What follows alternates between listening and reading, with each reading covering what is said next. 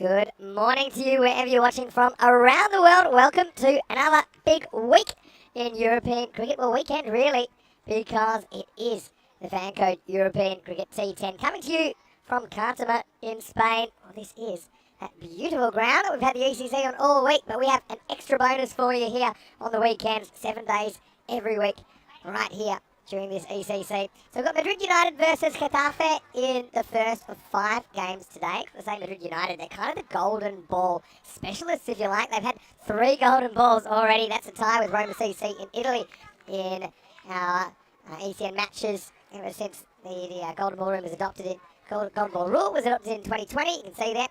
That's here's one guy to watch that I think is a bit of a cagey character. For Getafe, though, it's their first ever ECN T10 match. So let's just see if they're able to do a little bit of something. And once again, a warm welcome to you. And I know a lot of people have got a lot to say after last night as well. And it'll be the same format, of course. Any sound to hear Mr. Maximo for the European Cricket Network. Rico is going to take the weekend off, and I think he thoroughly deserves it. Corey will visit me a little bit later to take the reins, but let's just see exactly if and when he turns up after Spain. A dramatic victory in the European Cricket Championship Group A last night. Let's see exactly what we get here from Getafe on ECN debut. Just looking forward to seeing how these teams approach. I'm sure they've been watching a little bit during the week, of course. So we're almost ready to go. And for Getafe, it's going to be Euro-p-e-a-n to open up. Here we go with the first ball, the fan code ECT10, and it's wide. Well, no surprises there. Let's see Mirza behind the stumps. Has to go the one glove with this. Again, I'm just still getting things organised. Had a bit of an incident overnight where, unfortunately, the sprinklers got into the officials and commentary boxes, so I've been doing a fair bit of mopping up this morning. This is, well, it has been fielded, I suppose, in the end. Kashif Iqbal, who, I suppose that ball fields him, really. He was hit flat, and I think he was thinking about a catch, but it was never going to carry.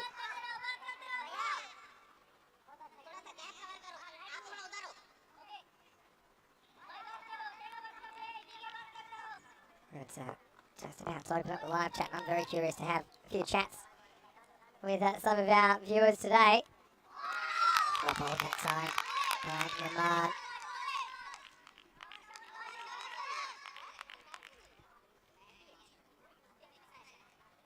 I do want to say it's been a big week for European cricket here. Of course, ECC starting up on Monday. Saw 5 countries during the week. We saw Ireland and 11 in Spain duking out last night. Here's our leg side. Will be called a wide as well. But I'm curious to get everyone's thoughts. And one thing that is great is because we are back more exclusively on our YouTube channel, I can have a bit more of an interactive role with our viewers as well. I'm sure they've got plenty of questions after what we saw during the week. And of course, looking ahead to week 2 of the ECC and maybe of matches this weekend as well. Just going to miss this time. You can see that we got Maya in there. And also we got Keanu tuning in. How are you guys going? It's been an exciting time here. Pretty good first over this. Get ball under control. Does he? Knocks him over. Very, very good ball there by Rahman. He's had a couple of control issues in this first over, but this one comes back and it knocks to the top of the off stump. So what a start for Getafe. They have a wicket in their very first over of ECN cricket, and well, when it came down to it, I think that Tusifar Shad just couldn't quite deal with this delivery. You see there, nips back, and looks like it's all in a day's work for Euro-p-e-a-n. Looks right at home here. It's a good length, I think, at this stage of the innings. So we have our first wicket. It didn't take long. We saw everything really during the week. Wicket sixes, everything else. 3 for 1, Madrid United after half an over.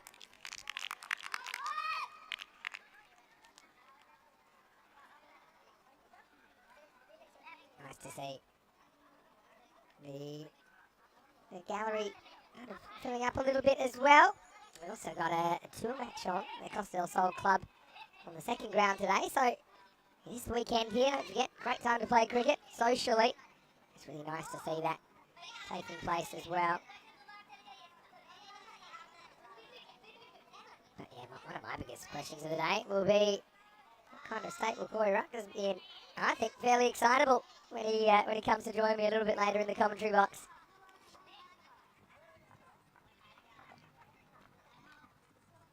It's a pretty nice day here in Cartama. We've had some pretty good ones, haven't we? We've got an estimated maximum temperature of 30 degrees. Currently it's about 26. Not a cloud in the sky at the moment on the Costa del Sol. Looks absolutely beautiful.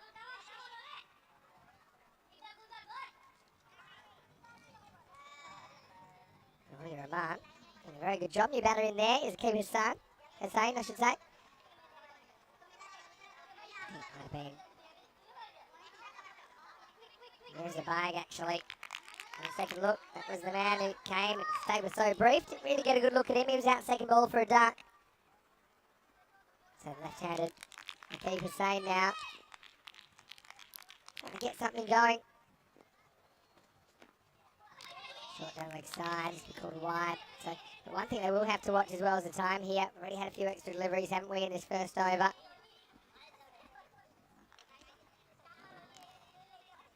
There we go, finally up. Yeah, we had a bit of a technical issue with some water getting in around the ground, some of our systems. So yeah, hopefully we'll get the on-screen graphics up soon. Do apologise for the delay for that. I can tell you that's... We'll keep you up to date with the score. Just be one cut away behind point, so the keeper saying gets off the mark. Yeah, so whether you're watching on Fancode in the Indian subcontinent or whether you're watching on our YouTube channel, you're seeing European Cricket Network, it's always great to have your company, and yeah, this is a great day to fire in some questions. I'll try to be able to be a bit more interactive, like I said.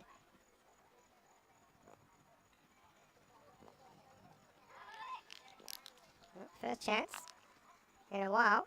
Get a look at that's Yunus. He edges, and that's going to be an amazing catch, and he almost catches it non-handedly. Well, this would have been something quite amazing. I mean, he did pretty well in the first place, didn't he? Nazim Mirza to get a hand on this. And then he knocks it up, and honestly, it almost lodges between his legs. Get a load of this. Look at this, and this last one. This last one, and it bounces up off his face and shoulder, and I thought it was going to lodge, I don't know, in an unusual place, put it that way. What a start to this Vanco DCT10. The score is 5 for 1 after 1. Wow. What do you think about that? I've got to say, it was a long over from Euro-p-e-a-n, but a pretty interesting one if you ask me. Looks like Numanul Islam who's going to bowl over number 2.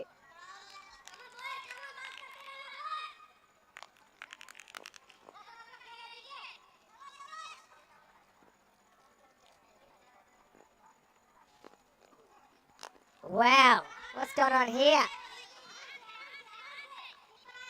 This is something, he's slipped. What's happened here? Let's have a look at this. Well, I mean, that's the slowest slow ball I've ever seen. He pretty much slipped, but still released the ball. And if I was batting, that's the last thing I would have been expecting. Wow, much as we enjoyed the ECC, the charm of the domestic game has put on a show for us here in the first 7 deliveries.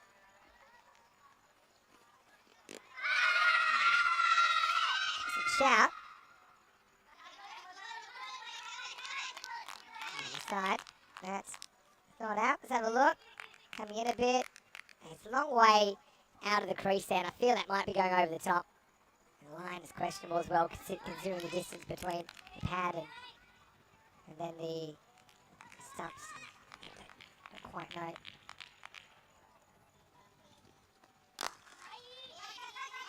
drives and get down the ground for one.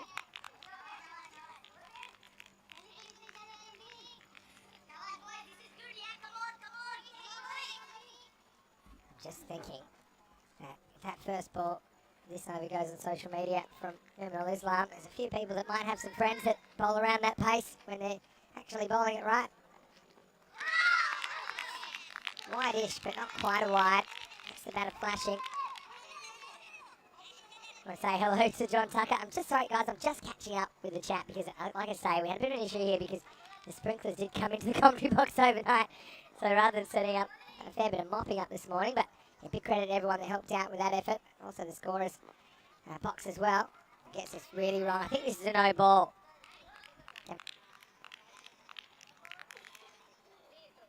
Yeah, this has been a bit of an issue here with control early.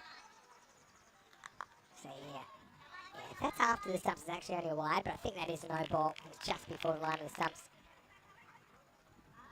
Good to see plenty of viewership once again.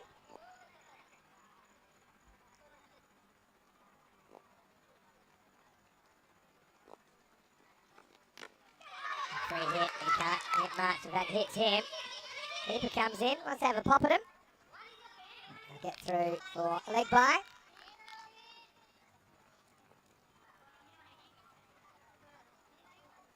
So Shatafe winning the toss, selecting the bowl here, so that's what they wanted to do. At the moment, they made a pretty decent start. A few control issues, but again, the batters haven't really been getting it swinging yet, have they? Another wide. I just got a little spider sense here that we're going to see time issues first up. Looking at the fact that we've already gone 9 minutes. We're not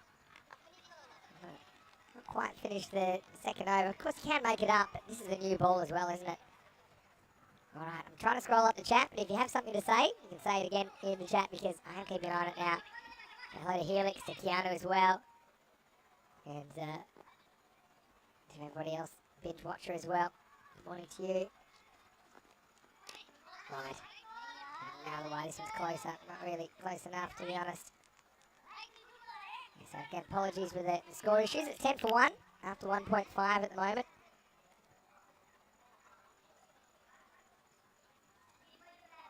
Mozahami asking. He knows this is a different competition. Shouldn't Spain qualify automatically for the T10 since they're a home team? Not necessarily. If they have a spot in the tournament. I think that if there is a team that automatically qualifies for Championship Week, typically it is the returning champion. As it is. It is the end of the second over, and it's 12 for 1 after 2. Yeah, so I mean, the other reason is, if Spain had to come into the Championship Week without playing any other cricket, I feel that's a little bit unfair on them because probably they are not quite an England 11, for example. You know, the team that will do that, obviously there's pros and cons to qualifying automatically for Championship Week. Obviously the pro is you're there, the con is you haven't played any cricket. So you would expect the reigning champion with that previous experience to do a good job in that automatic qualifying spot. Little cut here, this will run away, it'll take some stopping. It is stopped. This is Euro-p-e-a-n coming on for a second over. What I will say is the outfield has been watered a lot. So maybe not quite as quick as it was last night. I don't think it'll stay that way for very long. I think it'll dry out pretty quickly and get quicker.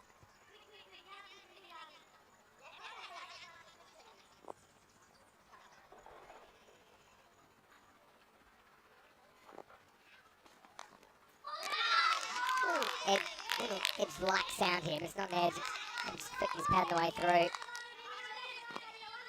And John Woodward's got a point as well that the ECC has played in Kazima every year, so it wouldn't really be fair if Spain always got to the Championship Week. That's a good point you make, John. So obviously you earn your spot in the Championship Week by winning a trophy. Pretty in swing out this time. Up in here we're seeing this left-hand, right-hand combination, isn't it?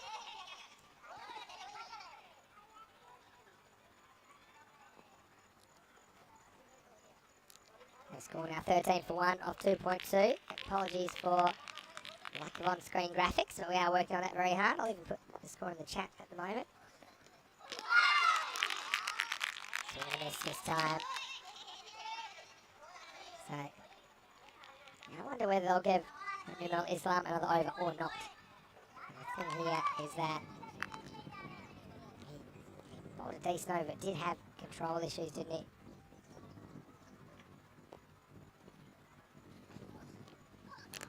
That leg side. Yep, kicks him pretty good. Yeah, the Moser, he make a good point as well, saying it would be good if the home team qualified automatically like the World Cup.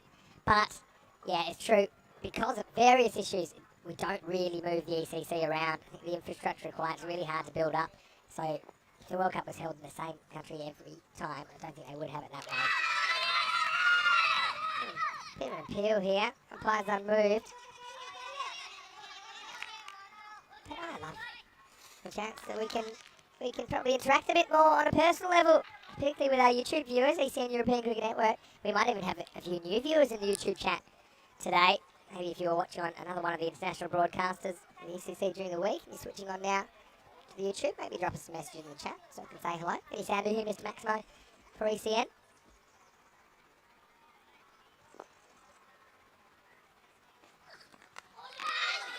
And a dot ball. So it's the end of the third over, end of the power play. Madrid United not really able to do too much at the moment. After 3, it's 14 for 1. Well, maybe what I will do is an early lurker call out. If you're watching, no matter where you're watching from around the world, jump in the YouTube chat, say hello. Obviously, it's a big workload for us, putting on cricket 7 days a week. Of course, we love what we do. We love this. This is an opportunity for these guys to play on a ground that is, I have to say, no other way to say it, it's one of, if not the best cricket grounds in Europe. The way it looks today, I don't think there's anywhere else on the continent I'd want to be playing a cricket match. Pitch looks great. We are bowling from the other end already compared to the ECC. You probably noticed that. The social match in the background as well. Touring side, touring Costa del Sol at the moment. Here's Shamim Tufael. He's going to bowl over number 4.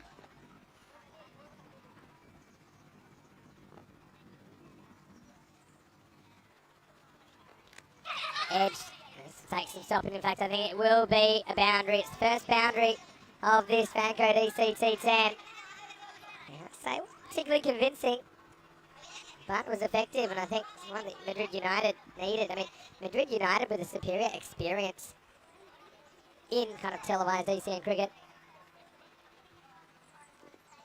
How about a Vinnie Fangirl in the chat saying, how am I doing today? She thought it would be a rest day for me. I could have called Charlie. Well, Charlie was lurking. He's messaging me actually during that final last night. And Charlie has gone back to England at the moment where he's doing his studies, which include broadcasting, sports business and broadcasting. And he's studying. And so, yeah, hello to Charlie if he's watching. Let's just move it to the leg side. Scores 18, 1 off 3.1. Now they're going to go for a bit of a dicey 2, but they're going to get there. And I think one thing you probably noticed already, no disrespect to anyone out there, but there's kind of golfing standard, I suppose, between what we saw last night and this morning. But I mean, that's not especially important. I think it's about exposing more cricketers to the pressure of this kind of atmosphere. See the pressure of being watched all around the world. So far, so good from Shamim Tufael. And hello to Ian Johns in the chat. He's got a question, and he says, "Well, I'll be putting on the wicket-keeping gloves again for this ECT10 tournament." Well, funny you say that.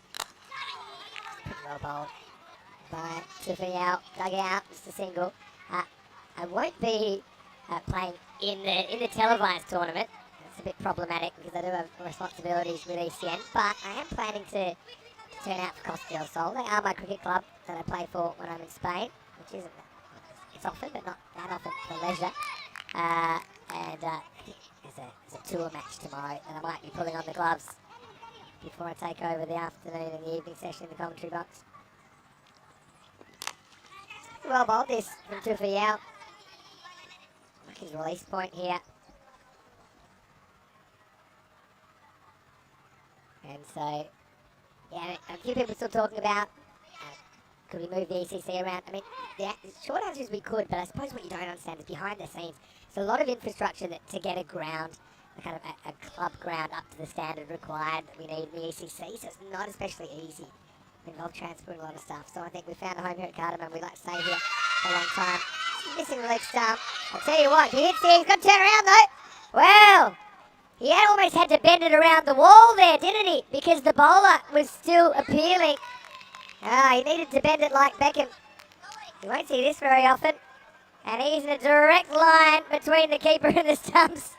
And he goes down like he hears a sniper's bullet.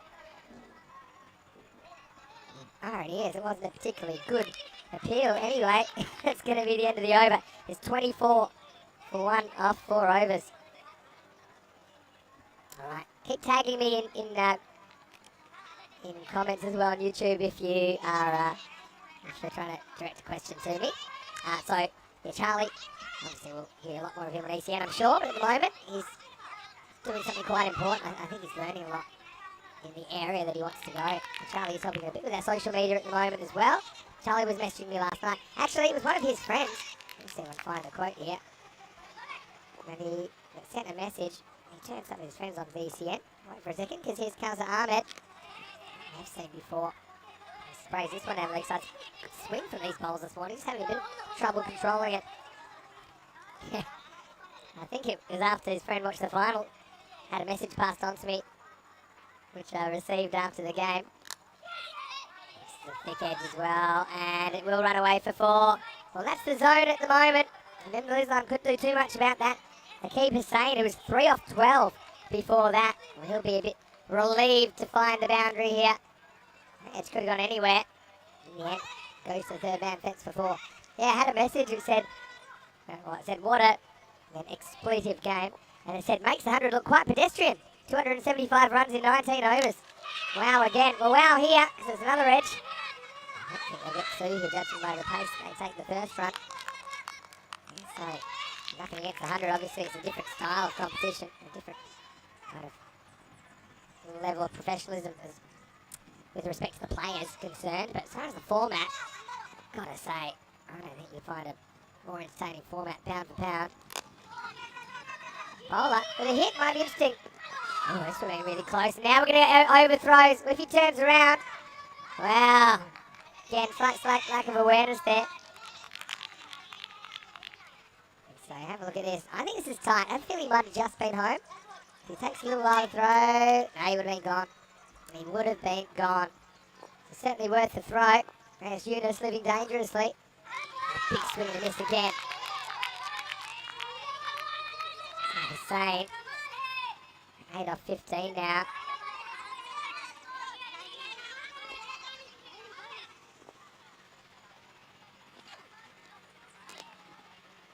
Next side. So that'll be another wide. You can see a lot of chat out there, a lot of people pretty fired up to be out there. I can understand that too. This next one. It's going to be a rare dot ball.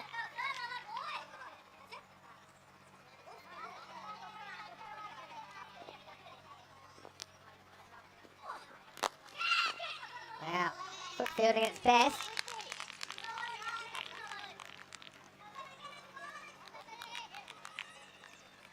Was that on the full? Not sure. It'll be the end of the over as well. So, United, not really setting the world on fire with this first half of the innings. Just a reminder, we are in Cardamom. 7 days a week of cricket here, Monday to Friday. It's the ECC international competition. 21 nations I should say, coming together over 5 weeks of action, 4 group weeks and a championship week. In the fan code European Cricket-T10, Saturday and Sunday cricket, there's 4 weekends. So we have weekend 1, weekend 2, weekend 3. They're Group A, Group B, Group C. And then the 3 winners of each weekend will play a championship weekend. So it's kind of a slimmed down version, similar format to the ECC as far as the weeks go. It's just kind of a few less teams. It's 3 teams every weekend. And we culminate on a on a final on a Sunday night. So the teams will play each other 3 times. It's 9 matches in total. And then the top 2 teams will play in the final. And that's the format here. So you're watching Group A right now.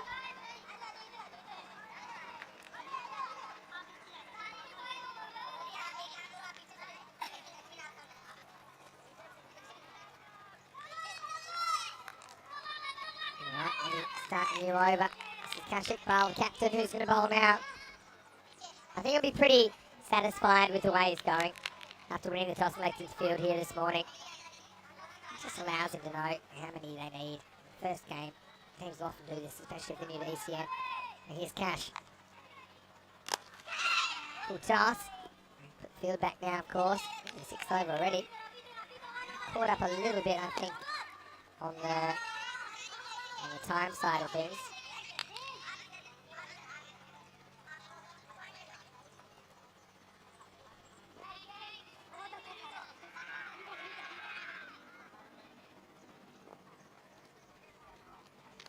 Leg side.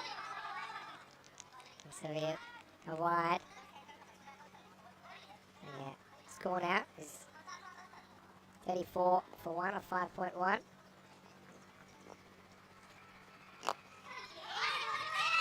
Straight up. Well, yeah. Kind of run it here, but they will get through for a single.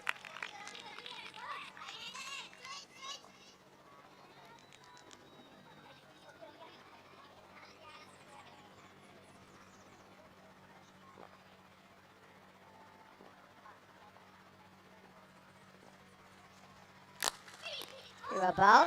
Again, with the foot method. I think I was trying to get his foot out the way of that one, but it works.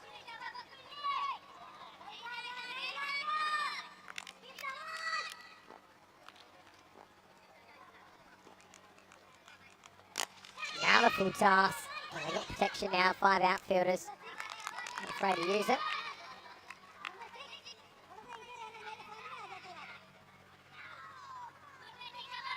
So it's really nice to see. Couple of cricket matches going on.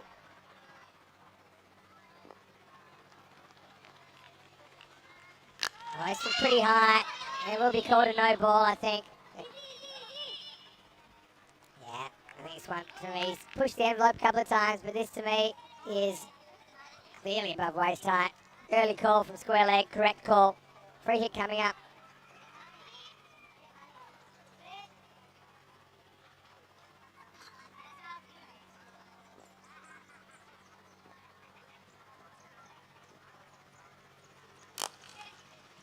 Hit, not to be cashed in. I suppose what difference here that I'm seeing is the batters so far compared to what we saw during the ECC, they're just struggling to kind of get on top of the bowling down the ground. I think that's the thing for me that I'm noticing here.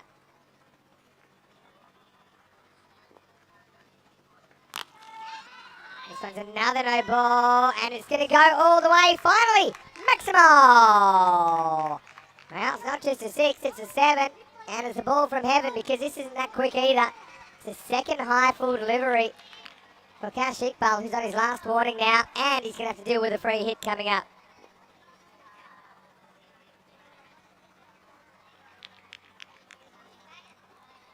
So, yeah, I understand he wants to go full, from trying to get in that block hole, but just overdone a couple of times. In the old days, he'd be off. But this is kind of exactly why I think it's a good rule change, because you ask the batter right now, who do you want to face? I think he's saying, give me number 8, Kashik. If you can't get a handle on it, it's better ball that time. So there's people asking about that rule change, why you get an extra chance as a bowler. I just think that I've seen so many times that actually kind of penalise the batter. A new bowler comes in, I suppose he isn't going to do any worse. Anyway, it takes us to the end of the over. It's 45 for 1 after 6. So we're up to 7.5 and over, I suppose.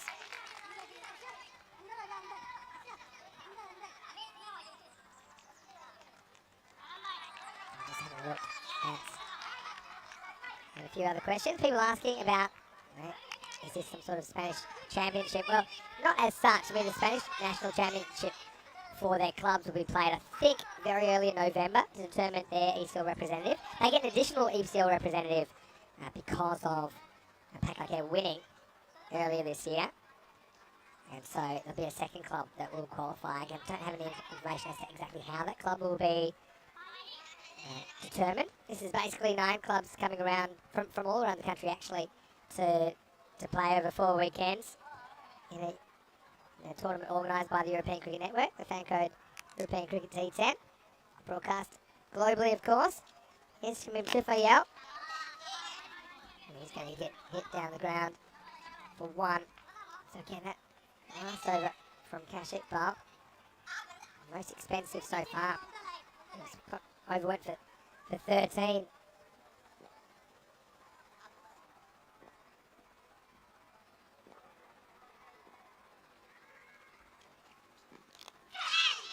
Edge.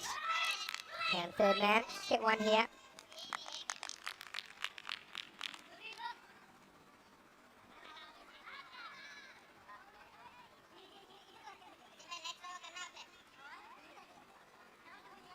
Let us know where you're watching from once again. Still working on a few things here. That's fine. And obviously, I know that a lot of people probably have a bit of the feeling of the morning after the night before. I'm sure that Spain are feeling that way. After their win last night, there's a really slow ball. It's picked, it's hit, and it's catching an opportunity. Won't be an easy one. Fielder comes in and he will catch it. So he drops it upwards in the end. And, well, he's just saying the sun was an issue out there. But you got to say, it was a pretty good catch in the end. I mean, kind of presents a second opportunity for himself by kind of hitting it up in the air. And Jabbar Ahmed, well, I always saw what was going down his throat. Hussain will end up getting to 17 off 21. Next ball goes up in the air, and so did the ball a second time. A pretty good catch. And so Madrid United had that partnership broken. And the score now is 47 for 2. And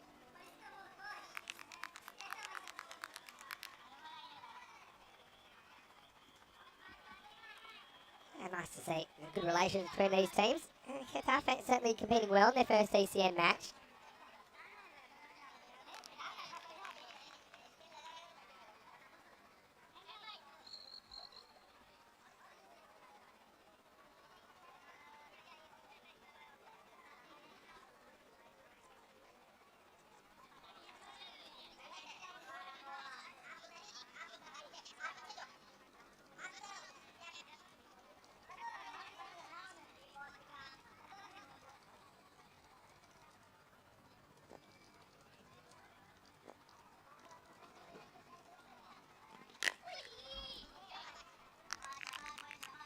See,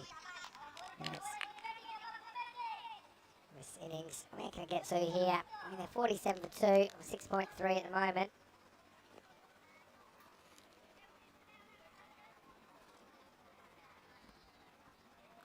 And so, yeah, 3.5 overs. Wow, that's a good shot. And where's this been the whole innings? Comes down, and that one bangs off the top of the fence. Maximal! Well, Kamal Ahmed, he's one guy. Must admit I was a bit surprised we haven't seen him already in this innings. It's just off a length, and this is a bit more of what we saw during the week. And finally seeing a batter that can muscle it down the ground. That's what you need to do, I think. It's a fairly safe shot. What a shot. Shot of the day so far. That was pure from Kamil Ahmed. He's made some big runs for Madrid United. Goes again. Oh, come on. Camille, you got to get it that a bit higher. That one's banged into the production van there. That'll wake them up as well. So again, nothing really wrong with the ball from Euro-p-e-a-n, but smashes it for 6. And so it's the end of the 7th over. The score now, well, it's climbed up to 59 for 2. Well, this was the story last night, wasn't it? England 11 and Spain qualifying for week 5 of the championship week. Starts on the 10th of October. England 11 qualified because they are last year champions. Spain qualified because they won a 10th, and I mean 10th final last night against the Ireland 11. Group B will be coming up starting Monday. Denmark, Sweden, Finland, Hungary, and the Netherlands 11 will be competing in that one. And I think that'll be a highly entertaining game as well. So Wazir Majid wants to have a bowl here. Andrew Hogan, hello to you, and also, of course, very good, I suppose, evening, right, Andrew? to Mrs. Hogan. I hope you guys are having a nice Saturday night. Maybe a romantic dinner or ECN by candlelight. Let me know what you're doing. Just happy that I can be with you for that.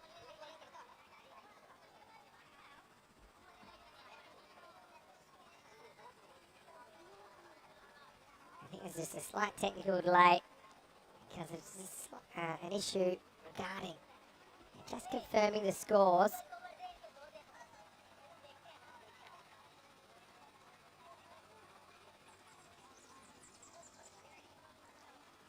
So well, it was a great time for me to hit chat. All right, here we go.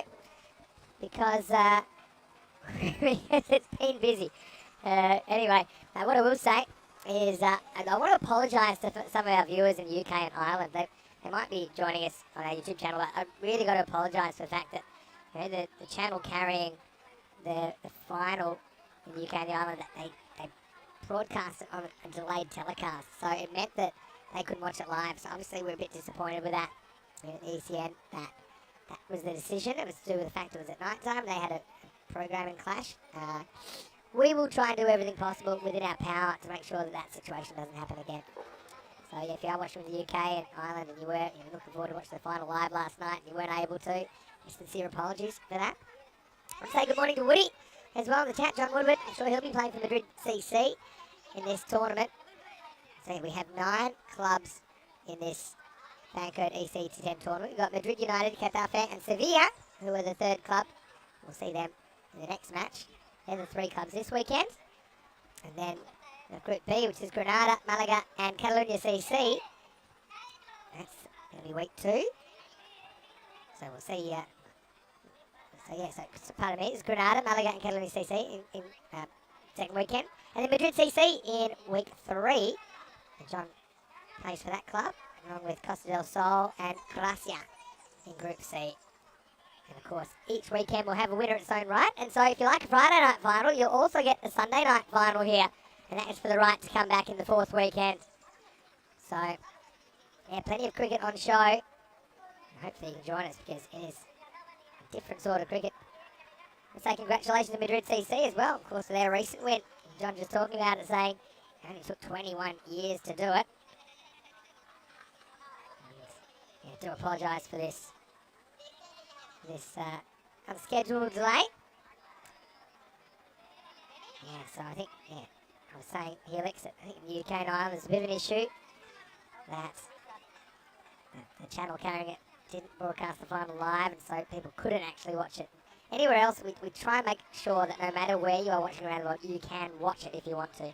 If anyone has an issue with how to watch or anything, please send me a message at Mr. Maximo on Instagram. It's probably a good way to do that, or Facebook or Twitter even.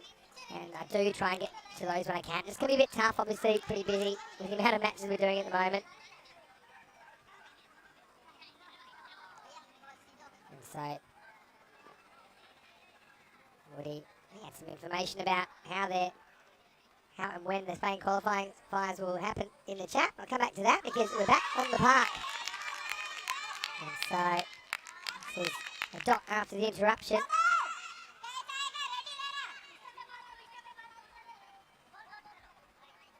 I think Rami was asking how clubs get into the qualifiers of the Spain kind of national championship weekend. They got to win their kind of area.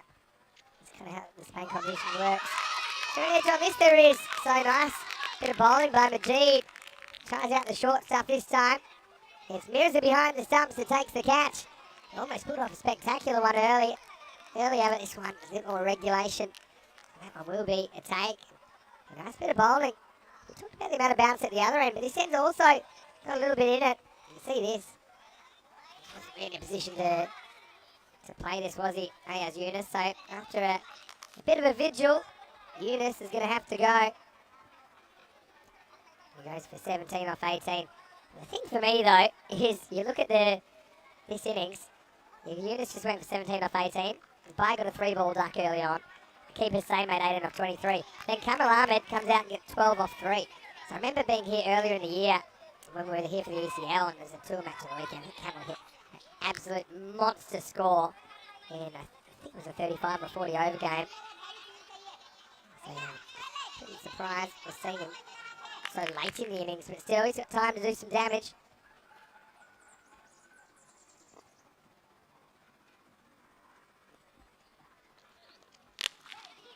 Nice shot. I'll take some stopping, but we'll say there's no excuses for fielding on this surface because it is a beautiful looking surface. It's like fielding on a cloud, basically.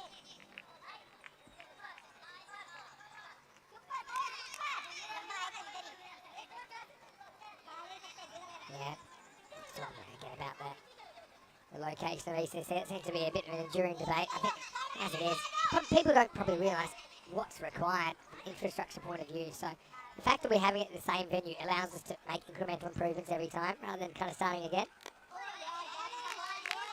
So I think that is quite important. I think anyone that came this week compared to last year as well, they're sorting out a few things, kind of transport things, because it is kind of, it's not right in the city, obviously, the Cartama Oval, like halfway between Cartama and go in within fairly comfortable drive of Malaga. We're actually saying Benalmadena while we're here. Sunset Beach Club. Short. Pulled down. Might just be a single. So I think a lot of people work pretty hard to make things happen. The wheels are turning. Again, apologies for the lack of on-screen graphics. It's only the first inning, so I'm not worrying too much about the score at the moment. But when we get to the second innings, if we still have this issue, I'll make sure that I call it out a little bit more. This is last ball of the over, 63 at the moment. And this is a nice little cut, isn't it? It'll be a pretty good stop in the end. An orthodox foot fielding method. We'll get a couple of runs here. So 65 for 3 after 8. Just 2 overs remaining.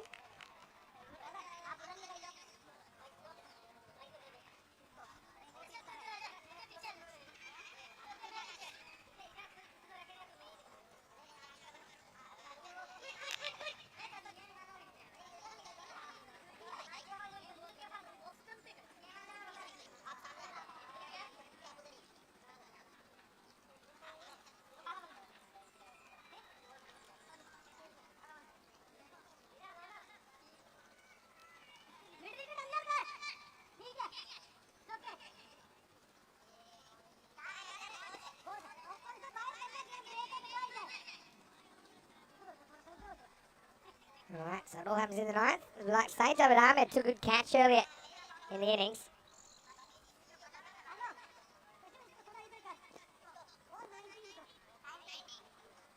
So, let's see if he can do something here. Does he move on? Yeah, this is a good shot, isn't it? It's into the gap. That's going to be 4. What I will say as well is for me, was that it is going to be really tight for time. In fact, I think they're already gone here because I've got 40 minutes. Having said that, I'm not taking into account that we had quite a significant delay, didn't we? So actually, when I factor that in, they might be okay because that was about a 3 or 4 minute delay. Now, this stump, let's have a look. It's called a wide on the field. I think this is... Well, let's just see how quick... Well, where is he? First issue. No, he gets back. No wonder it wasn't stumped. Because it looks like he's up to the stump step. You can see from side on he wasn't. So...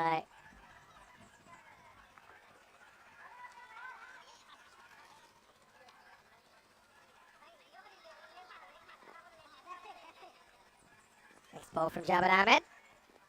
Attempted leg spinner. Called a wide. Just want to say a quick hello to everyone in the fan zone. Give us a wave. I'm up here today.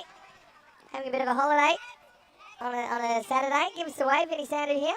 Just up around where this ball is going at the moment. And it's going straight through his legs. Mohamed Usman.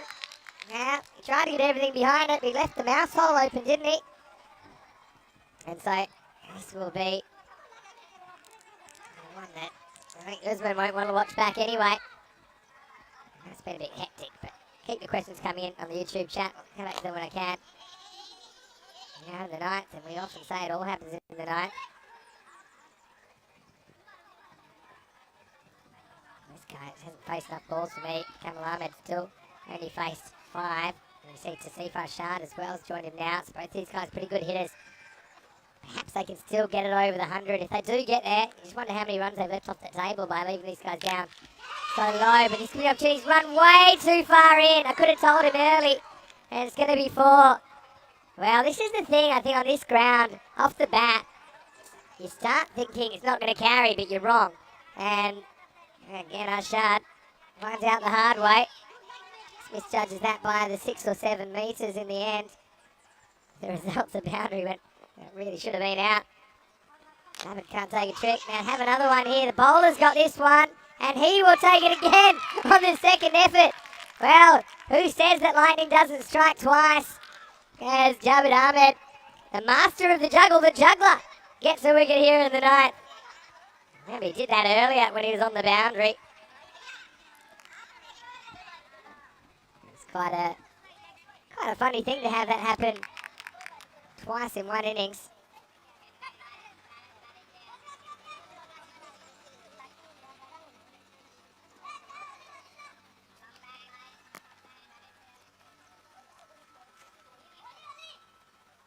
Unfortunate, but pretty good. Quick innings, I suppose, from Kamal Ahmed. He goes for 19. The score is 80.4. Sorry, 80.44 off 8.5.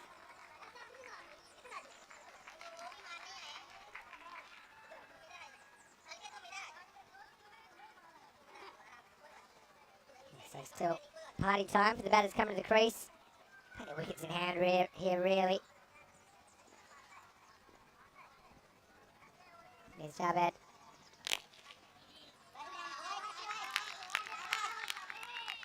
That's a dot. And so it will be the end of the over. The score now is 80 for 4 off 9. So 100 looking at fair way off now.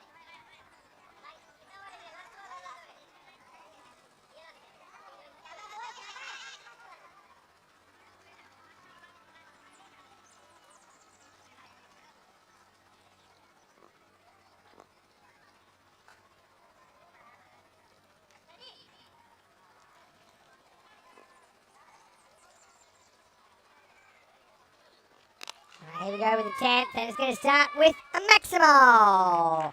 Nice shot. And wasn't really the best delivery, was it, from Wasim Majid, who doesn't mind digging it in.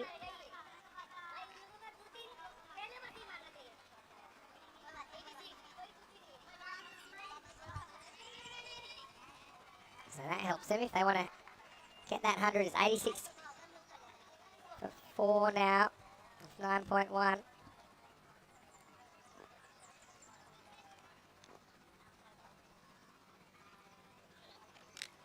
Edge to out just past the keeper. This will be 4 more. So he's had a bit to do, hasn't he? As he mirrors that in this inning. This will be a good view of it here. Got a good dive at it, actually. Couldn't have done any more, I don't think. Not particularly low to launch, but still. I don't think too many keepers have taken that one.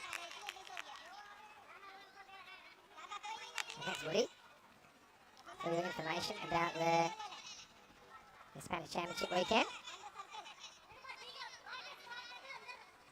I do like that it's done this way in Spain, where all the winners of the various competitions come together to determine their champion, the national champion club. Big swing, but Ashraf at the other end wasn't going to go anywhere. Simpo Shad trying to swing them up towards 100.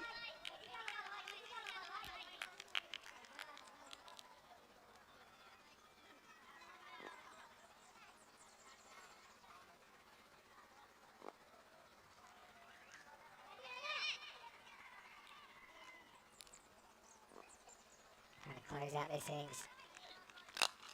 Oh, this is in the air, and it could be another one. This time, no juggle required. Simple return catch for Majid. And so, trying to get things moving, as you'd imagine. With 2 balls remaining now, Madrid United a 90 for 5. Nice catch. Get settled under. That was always going to be his, wasn't it? Well taken. Juggler wasn't under that one, so it was just the one take, I suppose.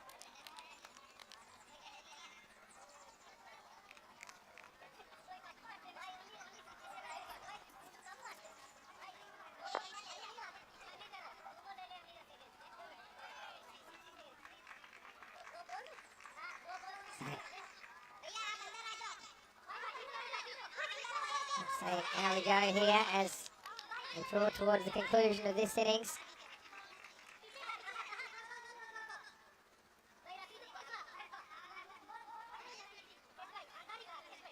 A lot of chatter out there at the moment. Gone. Oh well, there you go. Easy as you like. He comes, he goes, and well, guess what? We had some hat-tricks during the week. Will we get one now? And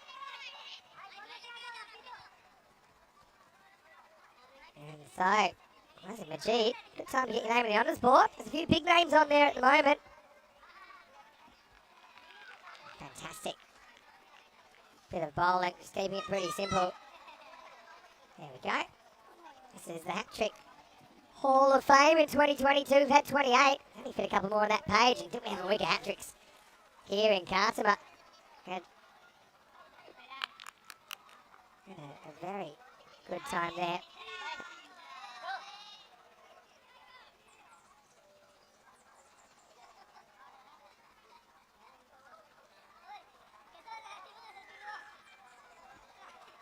So getting to the last ball.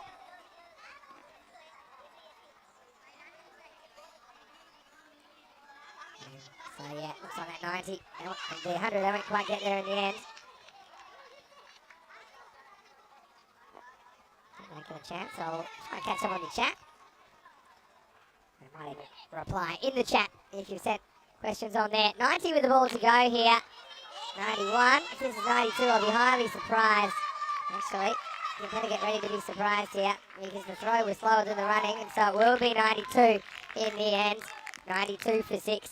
Madrid United. So Takendra Basnet comes out and faces the one ball, muscles it not quite to the outfield, but runs hard. I like that.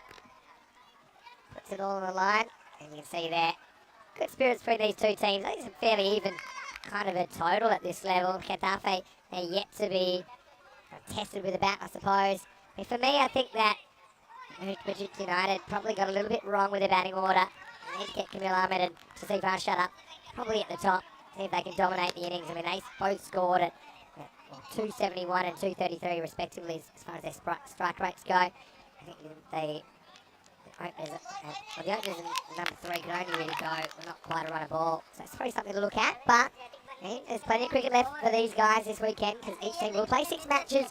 They're just working their way in, and at the moment, fairly evenly poised match, I think, here in match 1 in Group A of this Fancode T10-Spain. Well, morning after the night before, and well, didn't have a great start for Bayern because he got ripped third ball, and man, how about this? If that had stuck, he almost caught it with his backside, and well, it was good to be back, kind of at this level of cricket where I suppose it can be a little bit more unpredictable. You might want to say it that way, but you can also see the batters kind of got the idea of what they were trying to do. They just had kind of execution issues. I mean, that one was miles too high. In the end, I'm not sure that was called, but it should have been, because that was clearly 6 and a no ball. And we saw a bit of juggle time, didn't we, for the juggler, Jabed Ahmed. And apart from that, see, Campbell came to the crease. He put his name on a couple, didn't he? Went bang, bang. This one was out, and it was the end of Yunus after he stuck around. Scored 17 in the 3 overs that he faced, just the one boundary, so couldn't quite find it often enough. But maybe it was he wasn't hitting it at Mohamed Usman, who had one go through his legs and then completely misjudged one that went over the line for 4 as well. And then it was time for the sequel of the juggler, Jabed Ahmed. It's good that he's dropping them upwards, put it that way. It wasn't a good ball, really. And that one got the treatment, but really there weren't too many of the big hits in this innings, just 4 sixes. Also had 6 boundaries in there, something a bit fortunate. A couple of misfields, misjudgments, a couple of edges as well. When it came down to it, Majid got one late. And another sky ball into him. And that was very short stay at the crease for Rashid Iqbal. And then ended up hitting a hustle or 2 off the last ball, 92 for 6. So Tasif Ashar, top scores with 21, 19 for Kamil Ahmed, 18 for Akib Hussain, and 17 for Yunus for Madrid United. As far as the bowling went, the wickets went to Oliver Rahman, took 1 for 7 early. Sufiel took 1 for 23 off his 2 overs. 3 for 17 though was Imajid. For me, he was the best of the bowlers. The other wicket went to Javed Ahmed, the juggler. We'll take a quick break. On the other side of it, we'll have the second innings, and Ketafe will get to make their debut with the bat in ECN Cricket. Vinny Sandu here for the European Cricket Network. Settle in, because it's going to be a great day of cricket ahead. You're watching the fan code ECT10 Spain.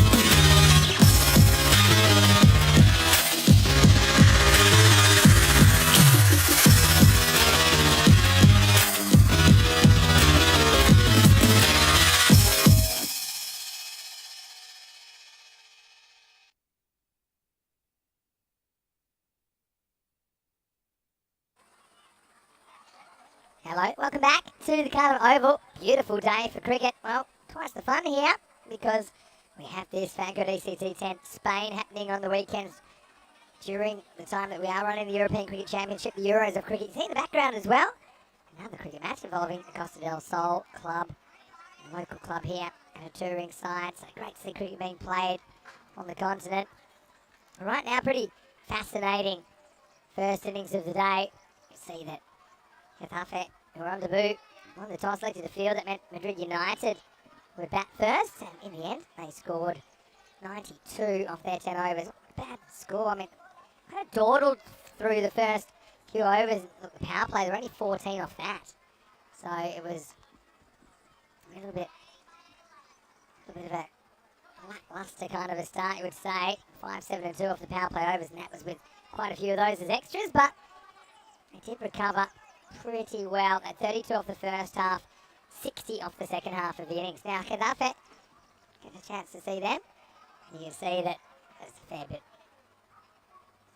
bit of byplay between these two teams.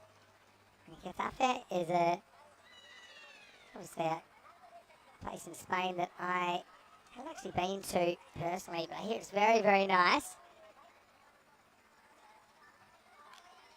And so it's nice that they've made the trip here to the Costa del Sol to this club.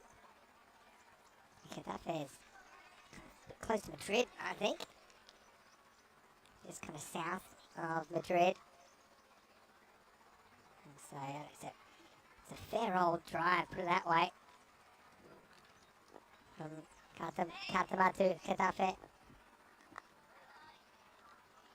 Anyway, let's get ready. And it's Camille who's going to start second innings. And it's going to be a chance straight away. Well, the field is under it and it will be dropped.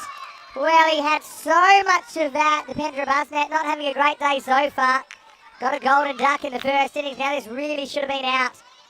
You see the batter swinging away. Not mucking around. And then, whoop. 1, 2, 3. And down it went. If you wanted action, didn't have to wait too long. Mohamed Usman living dangerously. Camille's a good cricketer. Remember him from past cricket here on ECN. Got to say, quite like the Madrid United uniforms. Last time I saw Madrid United here in Cartama, there was a golden ball in the Madrid derby with Madrid Cricket Club. Shakmir on strike now, and he goes hard, he slashes. This will run away for 4, the first boundary of the innings. You see the statement of intent from Getafe on debut.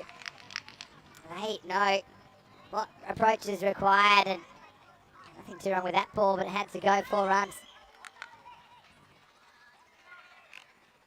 Once again, join me in the YouTube live chat, ECN European Cricket Network. Vinny Sandu here, Mr. Maximo for ECN.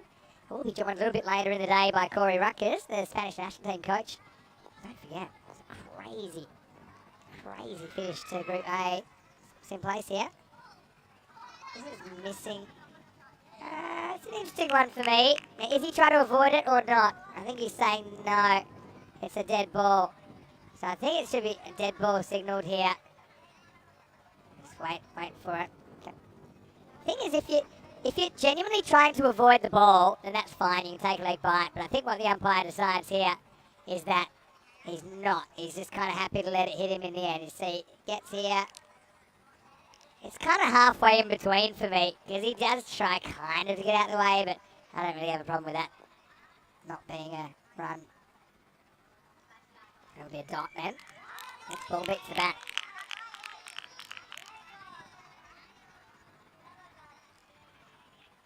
And so, confirmation that was a dot ball there.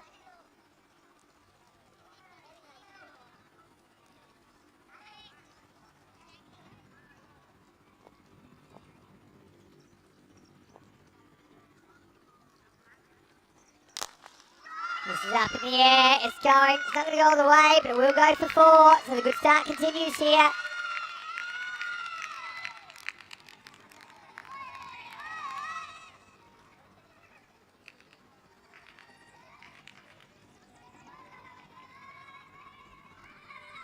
So, not a bad shot that one. This is something we didn't see too much in the first innings. do apologise. Just seeing persistence with the on-screen graphics. Having a bit of an issue at the moment, but what I can tell you is it's the end of the first over and the score is 9 without loss after 1. Well, we didn't have one during the week, did we? And it's coming. I think 160 matches here in Carlton. Surely we'll get a golden ball. We haven't had one in the internationals before, believe it or not. But we did have one and it involved Madrid United. Just mentioned it then when they played Madrid CC in the ECS here earlier in the year. So 54 matches without a golden ball. Typically you get one every kind of 70 to 80, I think, on average.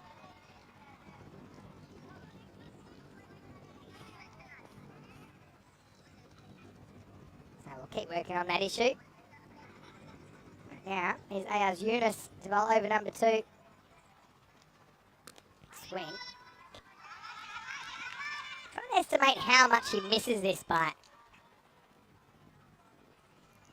So it's a classic case of swinging without really looking at the ball.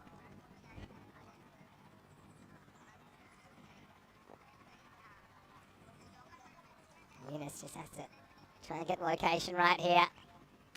This one's called a wide, grabs a little bit of the tram line on the way through. I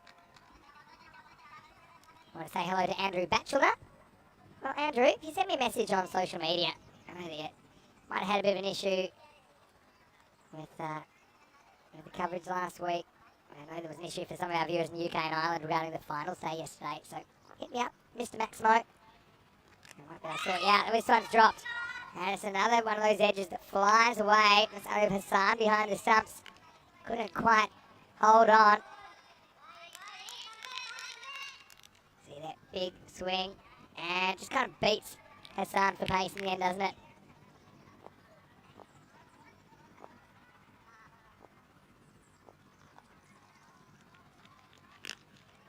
One comes back at him. Back cuts it away more for gloves than anything else.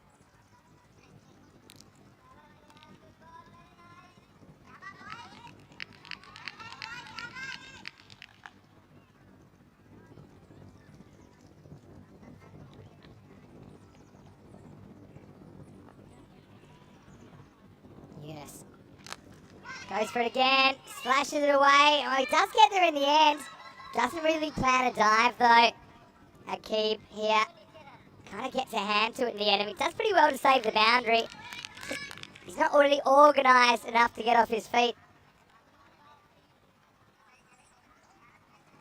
See, make good ground, left hand on it. Slip's got a bit deeper now. I think that's smart considering how hard they're swinging here. Just kind of sidearm delivery. What happened here?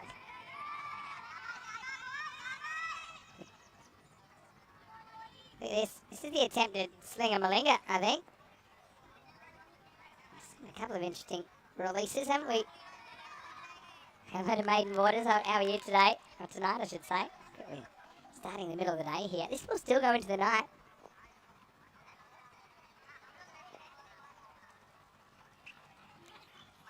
Again, just struggling with control.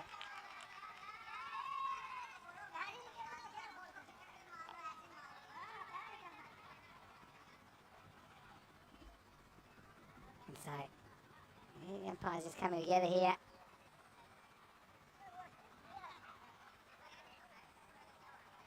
Again, see what the issue is here.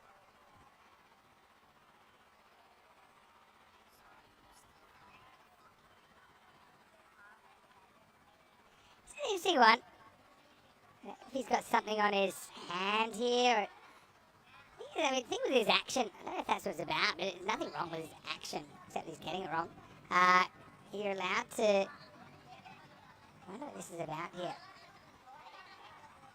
I'm really not sure. I actually really like his action because it's unusual if he can get it right.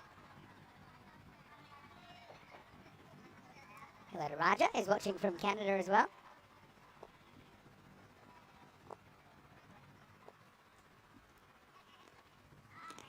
Better delivery, really, from the bowler. Slings it through again. So again, apologies for lack of on-screen graphics. We are working on it, trust me.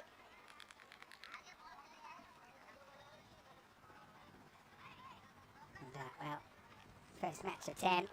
Settle in if you want to know the score. Don't worry, I'll tell you at the end of each over, and if it gets close towards the end, I'll make sure I tell you every ball. So we're going to miss here. So right now, 16 for no loss after 1.5. Remember, we had a drop catch very first ball. Last ball of the over then. As Eunice.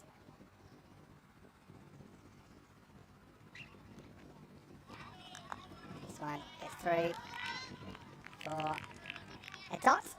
And at the end of the over, it is 16 for no loss. That's 2 overs down. Like I mentioned, there are 9 teams involved in this tournament. You'll see 3 of them every weekend. They'll play each other 3 times. And then the top 2 teams will play a final on Sunday night. That'll be match 10 of every weekend. The winners of the 3 weekends, they are the 3 teams that will take part in championship weekend in weekend 4. So right now, kind of in the balance a little bit.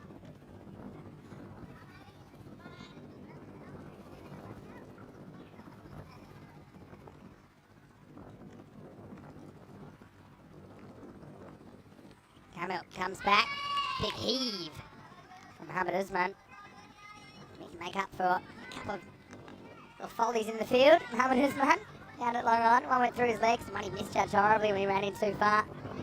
Well, Maiden Mortar saying, can't wait to see Kid Dynamite. It's Corey. Corey's nickname after last night. Gone. And it's a really good bit of bowling from Camille. It just kind of get through the program and realises, look, if I put one straight, he's swinging pretty hard. He's not hitting too many. So that's the first wicket now. Mohamed Usman ends up having to go. He's the first wicket to fall for Khadafe. Goes for 3 and the score 16 for 1 after 2.2. Yeah, nice bowling there. Not a great shot, to be honest. I mean, that'll know that. Comes in a little bit, I think, off the seam. Cracks into middle and off. Good time for a chat. I'm alone here, and I know our YouTube audience, we love you, of course. I know a lot of you have been watching on YouTube during the week. I've been trying to give a few nods to you because we are on so many international broadcasts as opposed to the ECC. It's probably not quite as personal for you guys, so this is your chance, hey? This is your chance to get in and have a chat with me right now.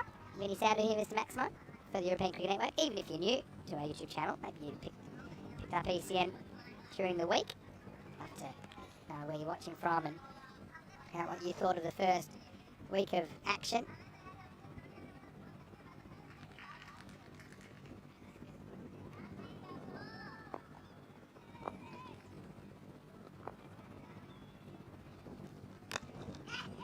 It's knocked away.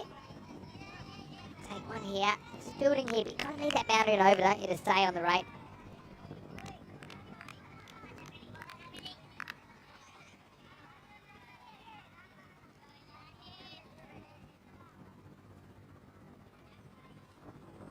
Camille. Can he grab another wicket here early? This one's close, yeah, I think it's just a wide. If the whole ball isn't within those tram lines, then they will call it a wide. T Orco asking for the score. I'll let you know. I'll keep you informed. At the moment we're 18 for 1. 2.3. If anyone wants to take that over in the chat, I'll certainly be grateful. Shorter, cut pretty well. I think this will be stopped, this will be 4. This is a shot. I think a lot of batters are trying to hoik a leg to this kind of delivery at this level. But you see, this is really the shot. Just watch it all the way. You try and hit high to low here. And yeah, that's a very, very well executed cut shot. And like I said, that one boundary and over keeps you on that rate. 8 or 9 and over, you'll need to win this match. The only thing is, the only criticism of the way he's trying to cut these is his weight's kind of moving away from the ball. So if you're moving one way and you're trying to hit the ball another, it's It's often a bit difficult to do that. And the score now is 22 for 1.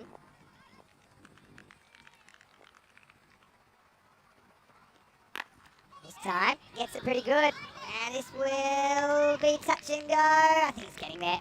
It does, so 4 runs. So second boundary in the over. Turned out to be a good one, really, for K10-Highlights.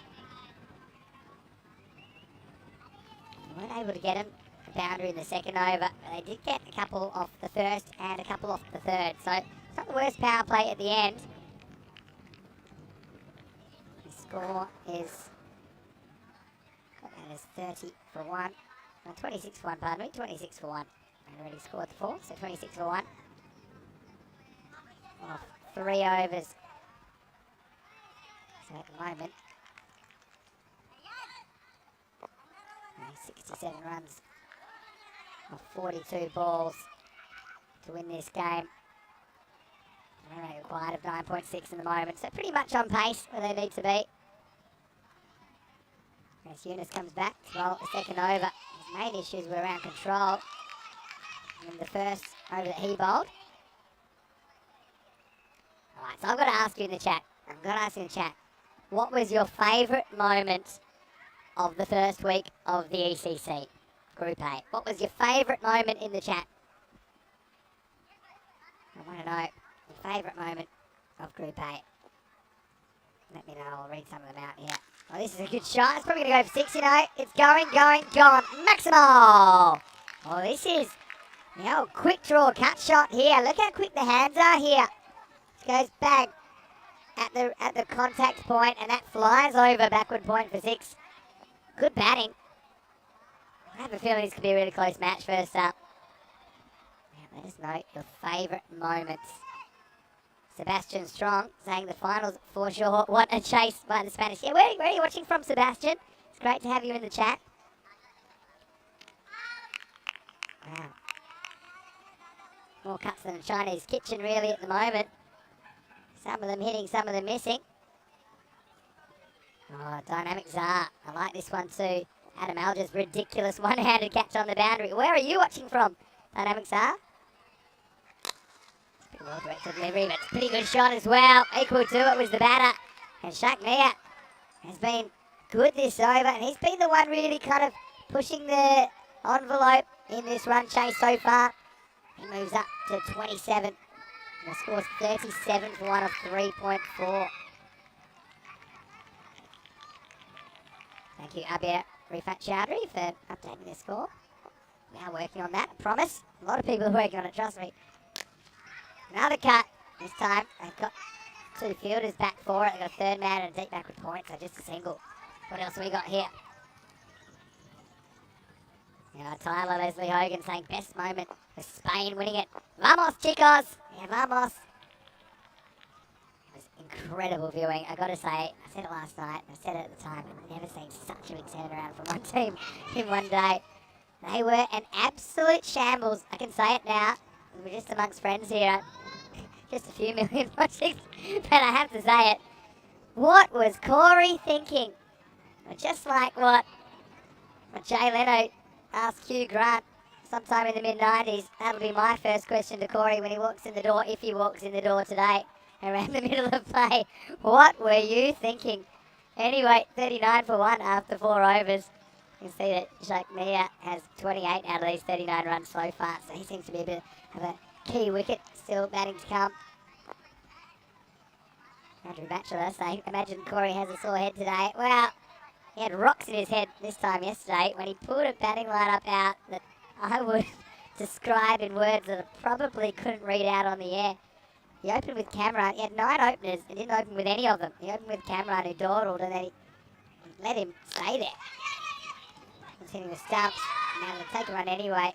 The stumps actually slow the ball down. It's pretty alert running between the wickets. Hello to Dynamic Czar, watching all the way from Madrid. Of course, all of our Spanish viewers that are tuning in, maybe to watch some of their friends and family in this domestic tournament, they would have been watching, I'm sure, during the week. They must be absolutely pumped. I don't blame you. It meant a lot to a lot of people. They've been trying to develop cricket in Spain. Of course, everyone at Cricket España as well. One's catchable, and it's taken. Nicely taken, and well, it's one of my favourites. It's Euro-p-e-a-n that will take it. So, guy, I'd love to see him bowl a little bit later on as well. And he's a guy who I think is very, very entertaining. There's no mistaking who it is. So, Sasifa Shad comes on. Gets a wicket of Euro-p-e-a-n, who'd been very good to this point. You see again, he's kind of away from the ball. Bit unlucky because it could have gone anywhere. It just happened to go straight to Euro-p-e-a-n, who didn't miss out. That is the second wicket to fall now. The score is 40 for 2 after 4.2 overs. So yeah, keep them coming. I'll try and think of a few of mine as well. Of course, our social media at European Cricket, that's a place you can go to see kind of exactly how many highlights there were. I mean, for me, I've got to say, I mean, obviously, I'll try not to repeat them, because I do agree. Obviously, the highlight, I think, overall was that final.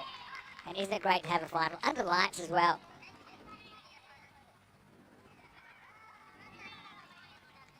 But for me, how about that Portugal win over Spain? What a game that was.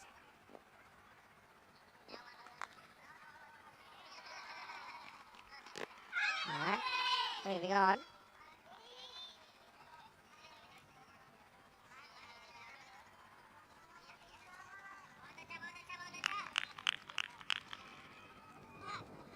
Yeah, this game's in the balance as well, but I need someone to kind of keep on the pace. Majid's out there now.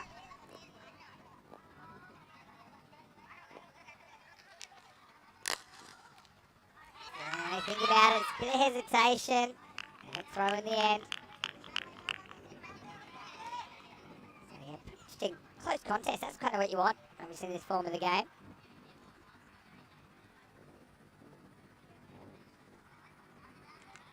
Madrid United, yeah, club that have played a fair bit of cricket on ECN now. We saw them also in Alphas last year, saw them in the first ever ECS as well, believe it or not. Something on this, but it goes downwards off the bat of Majid. Again, apologies once again for the lack of on-screen graphics. We'll keep you up to date with what's happening with that.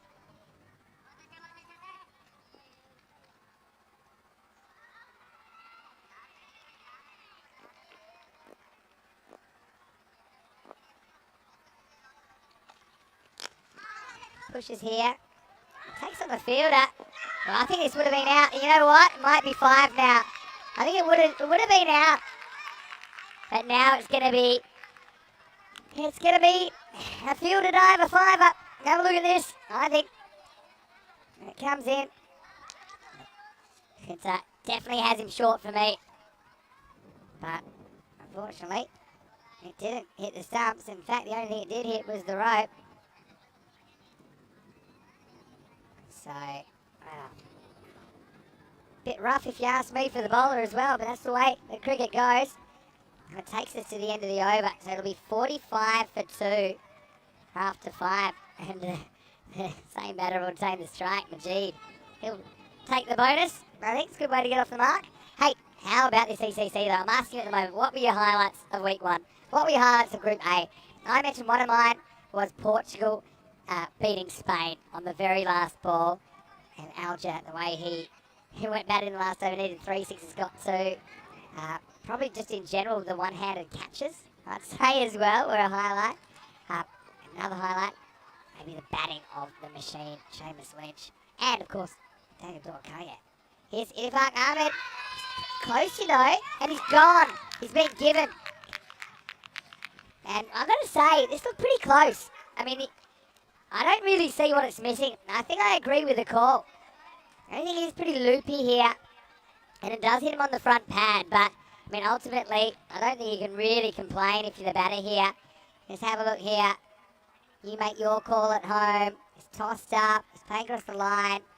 Yeah, I mean, the only thing you could possibly say is it was going over. I just don't think balls go over when they're that length.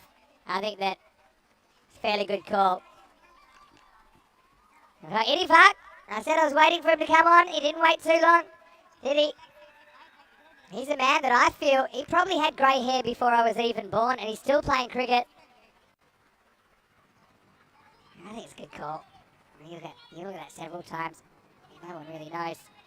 but it wasn't missing for line, I'll tell you that much. So if it's not missing for line and it hits him in line, the only thing you can possibly say is it's going over, which I actually did a bit of an experiment. I bowled as slow as I could and tried to get the ball to bounce over from about that length, and I couldn't. I remember doing that last year. Because I had a bit of a debate with Rico about somebody they were hitting the full, and I said, well, could it be going over because he's bowling so slowly? and I tried to do it, and I couldn't. I think that's out. I think that you take the batter out of the equation there. That ball's hitting the stumps. So fair enough. Oh, Sven Prinsloo's got a good one. St. Papa's 50 off 12 balls. And some interesting tactics from Ireland. Well, here's the thing. And I've got to say, I had a bit of blow. I very rarely get blowback because I'm pretty careful in choosing my words. I got a little bit from some Irish viewers who thought I was having a dig at the Irish. Let me firstly say I certainly wasn't. If you actually listen to everything I was saying, I certainly wasn't.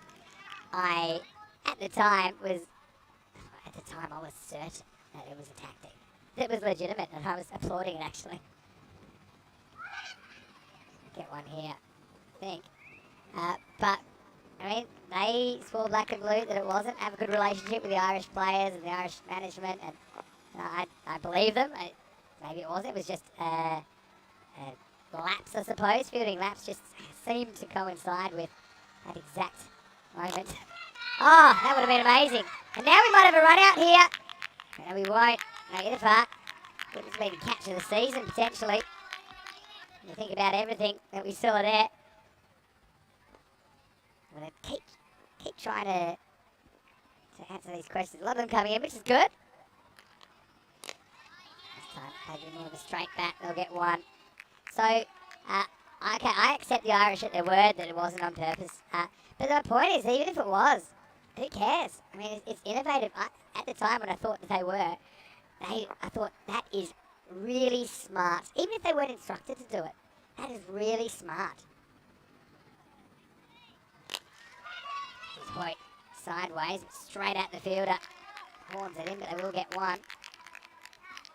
Yeah, so definitely wasn't going to knock at them. But, yeah, I mean, a few people have said that. And what do you think about it?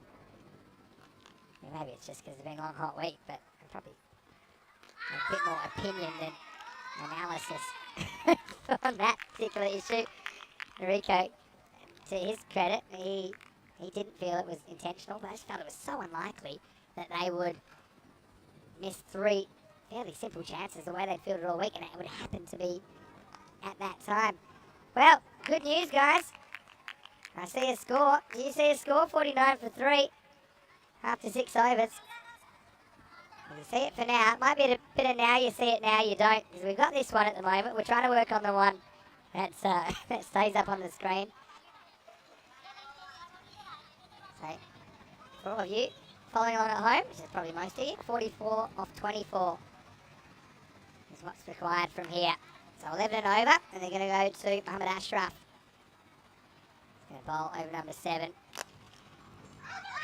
Take on the fielder here. And they're going to get a run. That's good. Good running. You can't just be too placid. You still need to push between the wicket. I remember Mohammad Ashraf, particularly from earlier in the year. He was a bit of a cult hero, put it that way. So keep Said with another question about what do I think about the tactics of Spain rotating the batting. Now, this one here is interesting. The keeper likes it here. He ends up making a real meal of it. I don't know if it just flicked the leg on the way through, but I think they've gone for a review on the stumping. And you see, once again, I like the kind of camaraderie this game's being played with.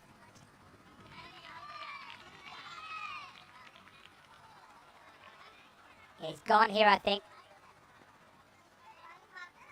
Yeah, for me, he's gone, and he's gone. Am I right or am I not right? Yeah, he's gone. Look. Mail's gone. Bats in the air. See you later. You can see the whole line. And it'll be adios, I think, for Tufael. Yep. And you can even see there that he's going to be just out here.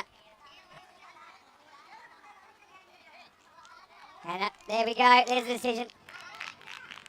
And so Yeah, nice bit of wicket keeping. So, yeah, I mean, he just got tempted, didn't he, there? Showed him to T10. 85 said, well, how about that? You thought I was the slowest bowler you were going to face, and then you caught that from Ashraf. So, he's annoyed and pounds the turf. But he just was lured into it, wasn't he?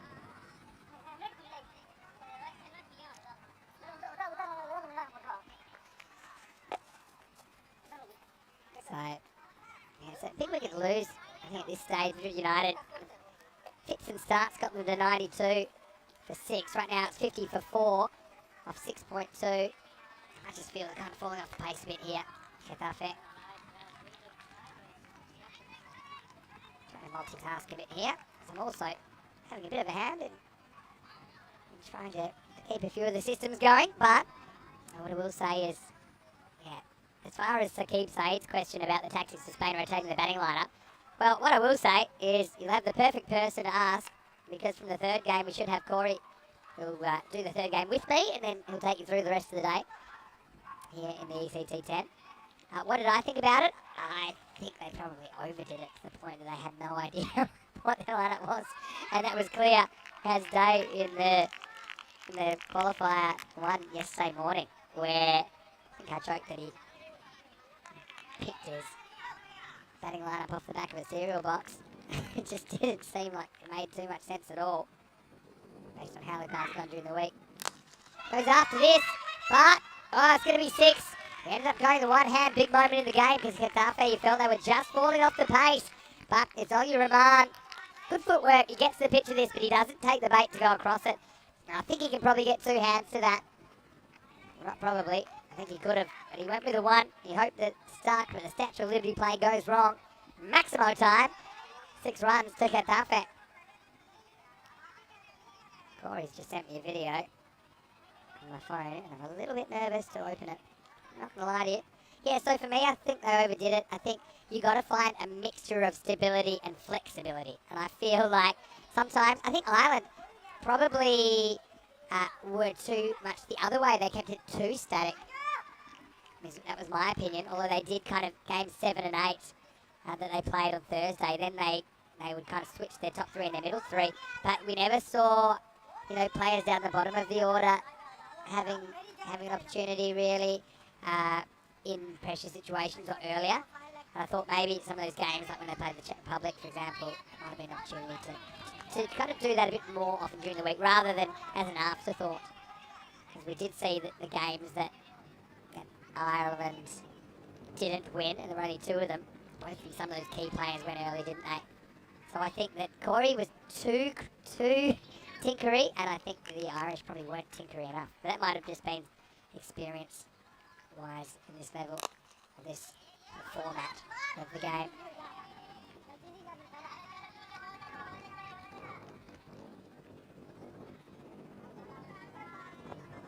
So, trying to the conclusion of this one. Pretty interesting game, this.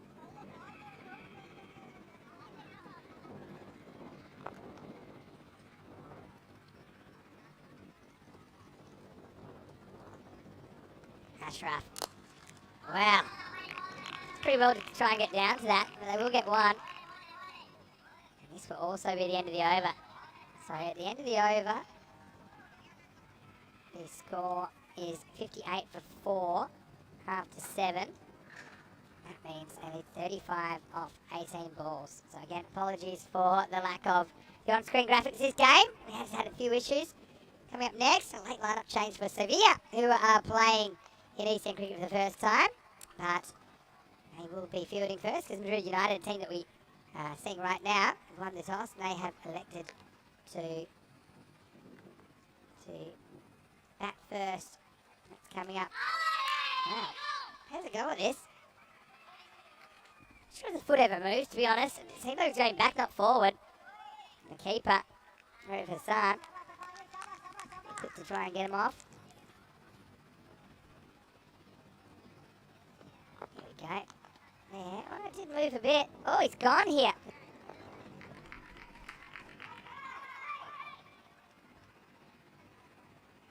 Look at this again. look at this one again.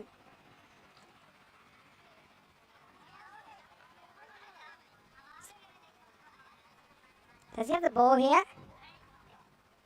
Yep. Yep. Gone. That's bad news for the batter. And here we go. He'll be gone. So it's only a peel there. And he's on his way. So big moment. That's how quick you got to be.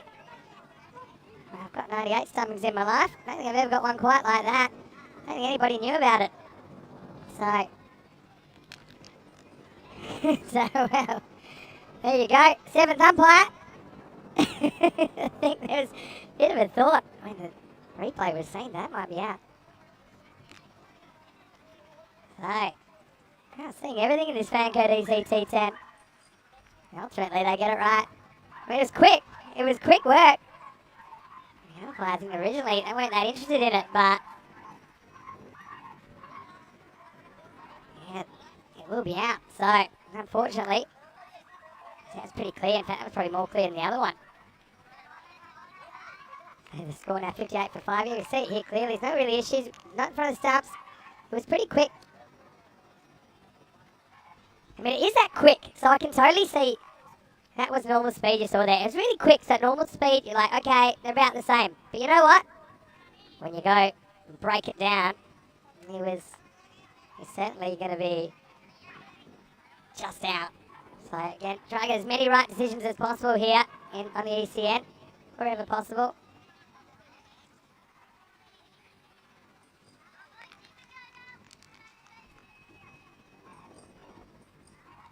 So now, what does that make it?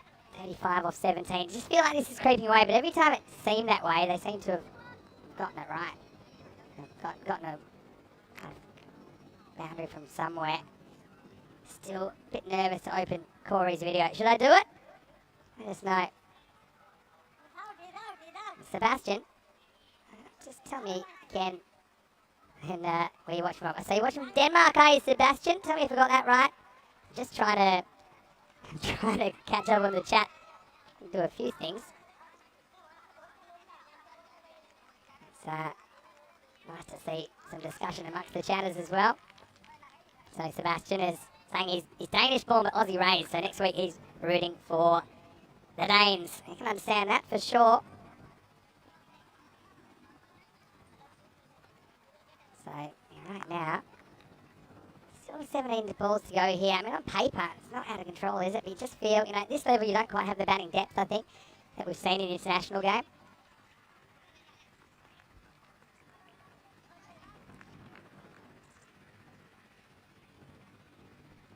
So, not sure what technical lay is this time. There's a kind of Monday feel to this, even though it's a Saturday. But we're slowly working on things. Alright, well, this technical delay, I'm going to send... Well, I'm not going to put this on the air, but Corey sent me a video of him, let's just say, asleep. I don't know who's taken it, but he's hamming it up a little bit, I think. I do expect him at the ground for the third game of the day.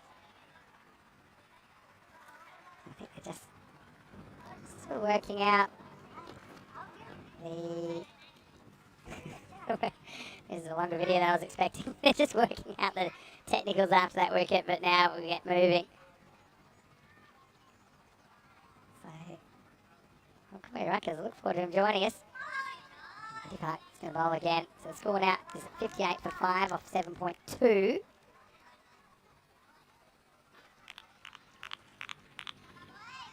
Makes it 35 off 16 required.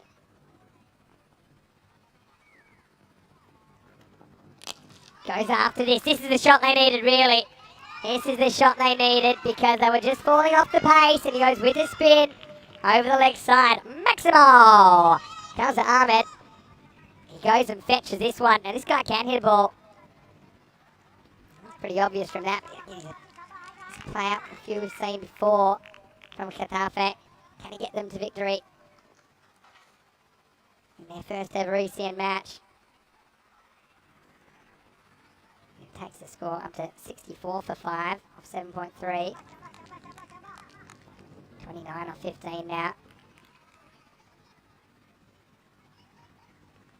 Let's go again. This time he goes back. They may push for 2 here. It's going to be a long throw, but I just don't think his heart was in it. I'll just take the 1.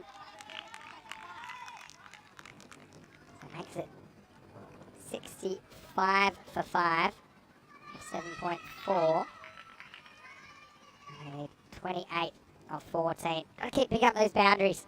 They are match defining here. Could we have a golden ball? We've had everything else this morning, trust me, at the ground. Some of the issues we've had. Dot ball, I think.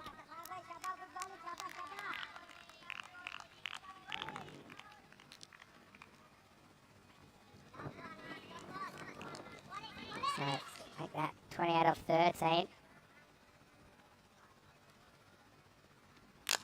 Goes for it again. Doesn't have legs into the gap though, so that's good. Fielder comes around and does pretty well, got to say. Now it does badly because they'll get an overthrow. So they'll get 2 off that. So 28 off 13 becomes 26 off 12. It's the end of the over. 67 for 5 off 8 overs. And at the moment, they need 26 off 12 balls. But you can see that I'm really not sure which way this game's going to go at this stage. You can see the cricket in the background as well. Costa del Sol, local club playing today. There's the scorecard. You can see it there. 65 for 5 after 8. Check me out. Only man to hit double figures. Apart from that, I've seen signs, but no one's really stuck around for very long, really. All right, so now this will be super interesting because Mohammad Ashraf is going to bowl the next over, and he is slow. He is very slow. You've got to make your own pace against him. All happens in the 9th. Here it is. Back leg. I still think it's come down a long way, so we'll sneak a leg by here. That will make it 25 off 11.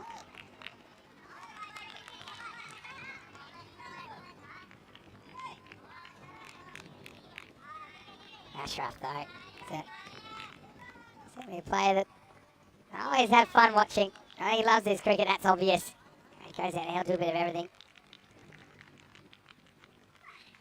Toss it up again. It's really tempting. The batter here. They think it 2. They want it. Well, now we're going to have a run out, and we will. And just have a look at this. I think he actually was so quick here, Euro-p-e-a-n. He wanted 2. This is the fastest I've seen anyone move all day. And you contrast that with the slowness of Ashraf, who really tosses it up. He wants it. You see, Kauser is happy with the 1. They're just not on the same page here. And then by the time Kauser goes, already reminded to turn around. He spins it out in frustration. And it is going to be the 6th wicket to fall. So 69 now, I should say, for 6, because they do get a run there. But they also lose the 6th wicket, so 69 for 6 off 8.2. So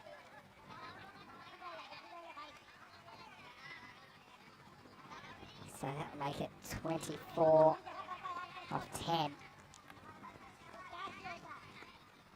So, can I hit enough boundaries? If you get 24, how many boundaries do you need to hit? Yeah, probably 18 runs in boundaries. So 3 6s or 4 or 5 4s, a combination of those, I suppose.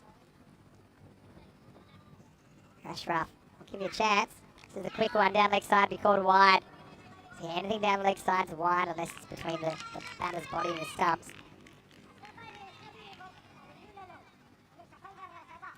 Helix wants to see Corey's video. I got in trouble for that before. Let's just say, I'm going to say some random words, Helix, and you can join them however you like.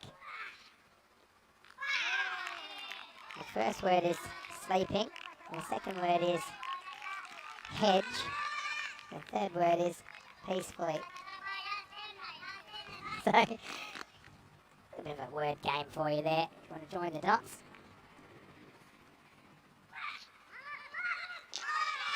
I haven't got back here, they should run because... Get a look at it. The keeper's pretty quick here to get the bails off, but I think the bowling's so slow he probably gets back. So he gets there.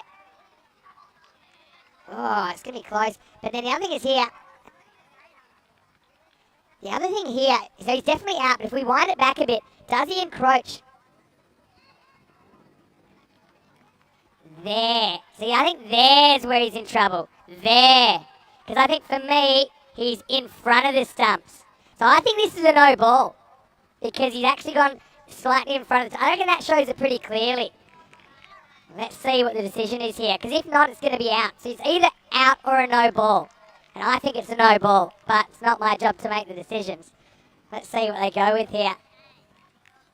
I think the one thing it isn't is nothing. This is going to be an interesting one.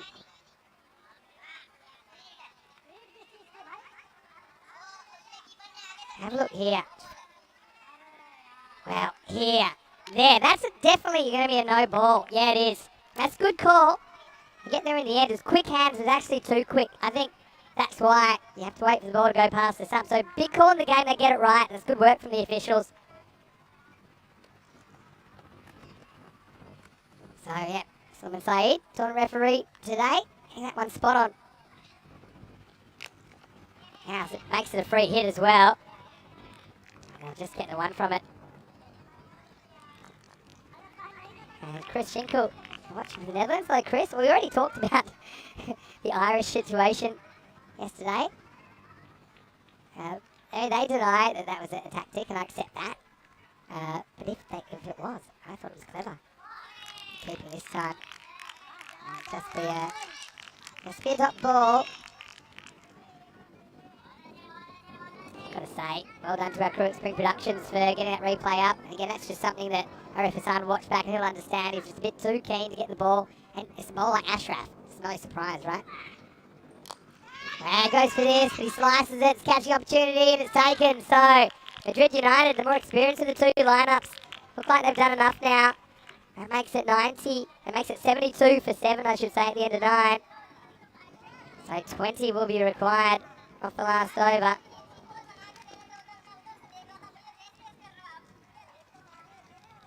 So you see there, I like the way he uses his feet there to try and get to the pitch. Kashik Bell, the captain, couldn't quite get the contact point right, could he? He wanted a 6 instead. He's going to have to go. And he's the 7th wicket, 72 for 7 after 9 overs. So 20 required off the last over. They need a magical one. To give you an idea, the most expensive over we've had in this entire game is 15. That was in the first innings. It was Jabir Ahmed who bowled that one. And in this innings, the most expensive over we've had is 13.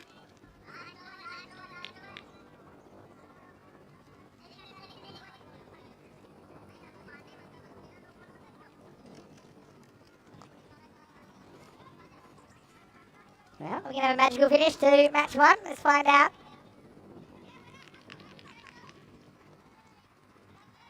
Let's roll.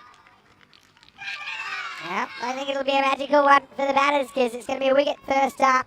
And Sasif Arshad comes on, and we can understand that the batters just has to go for it here. They need basically 2 6s, 2 4s to win. They've only got 5 balls left. Nicely taken low down by Arif, who's back now. See, probably the right shot for that length ball. He dug it in, but it was in a kind of clever spot. It wasn't that easy to pull.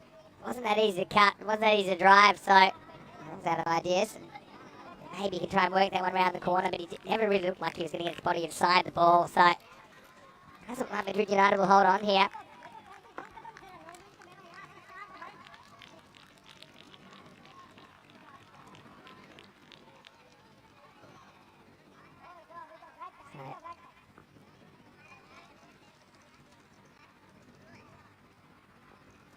I know that a lot of people talk a bit disappointed about the scorecard not being shown on the screen. We are working on that issue. I promise you, we will keep working on it.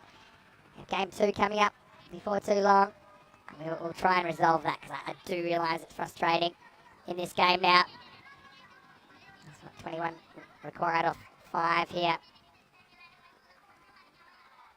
New batter comes to the crease. It's Jabir Ahmed, the juggler. And this is in the air. And they decide just to back off. And, well, even despite that, I think he's fine here. But I tell you what, he almost wasn't. He had to go back. We're going to have a little look at this, but I think with where the camera is, I don't think we'll be able to say conclusively he's touched the rope. I mean, if off-field officials have a good look at this, so he misses it there, and then does he ever touch the rope when he's touching the ball? Like here, that ball's gone, he's fine. He's absolutely fine there. Chris Yadav saying that Mohammad Ashraf and Manoj Nag bowls in the same way. Yeah, well, kind of, Chris. But what I would say is, Nag kind of bowls off-spin, slow ones, and Ashraf's more of a wrist spinner. He actually kind of turns his wrist over the ball. So, yeah, I think that's the kind of feeling I get. That's what they're talking about here.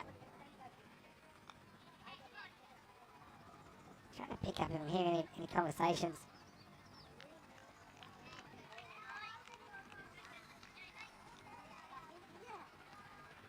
Now, trying to get some info here.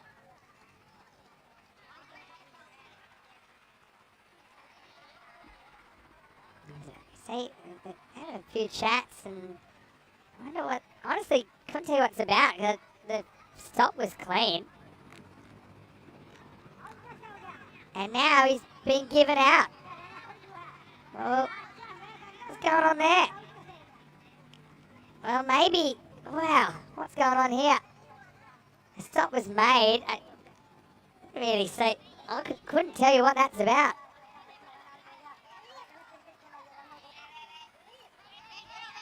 Yeah, I still don't know what's going on.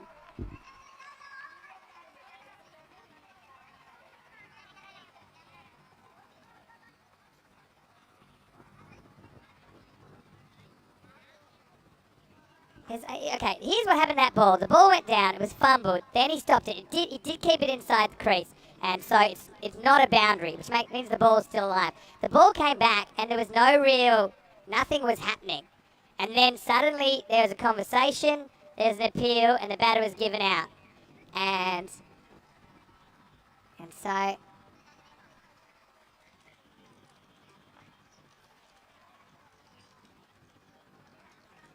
yeah. There was nothing, there was no loud appeal, which tells me it was a sneak attack. It was like a sneaky run out where the batter might be getting ready for the next ball. I've got to say, I mean, even at this point, it doesn't really matter, right? So, we'll see what the situation is.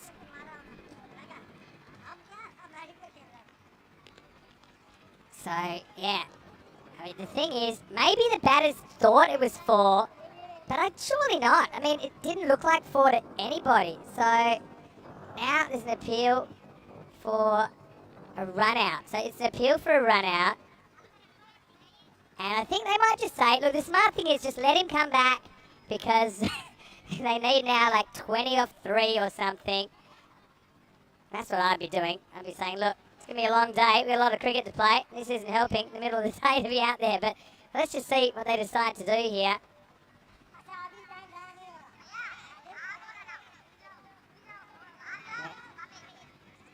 They're saying, all right, gotta say, no idea what's happened here. Now we may have a run out. Oh, well, seeing everything. So, yeah. Again, couldn't really even catch on the camera what happened there.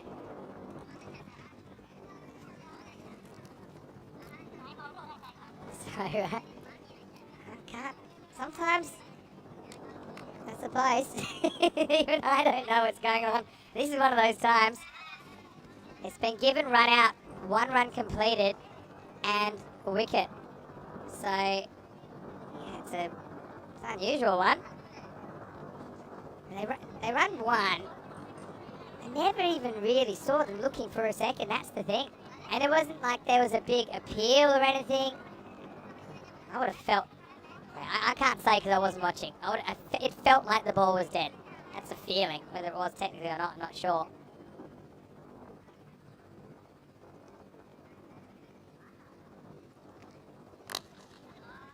So we 31 anyway. Like I said, it's going to be academic.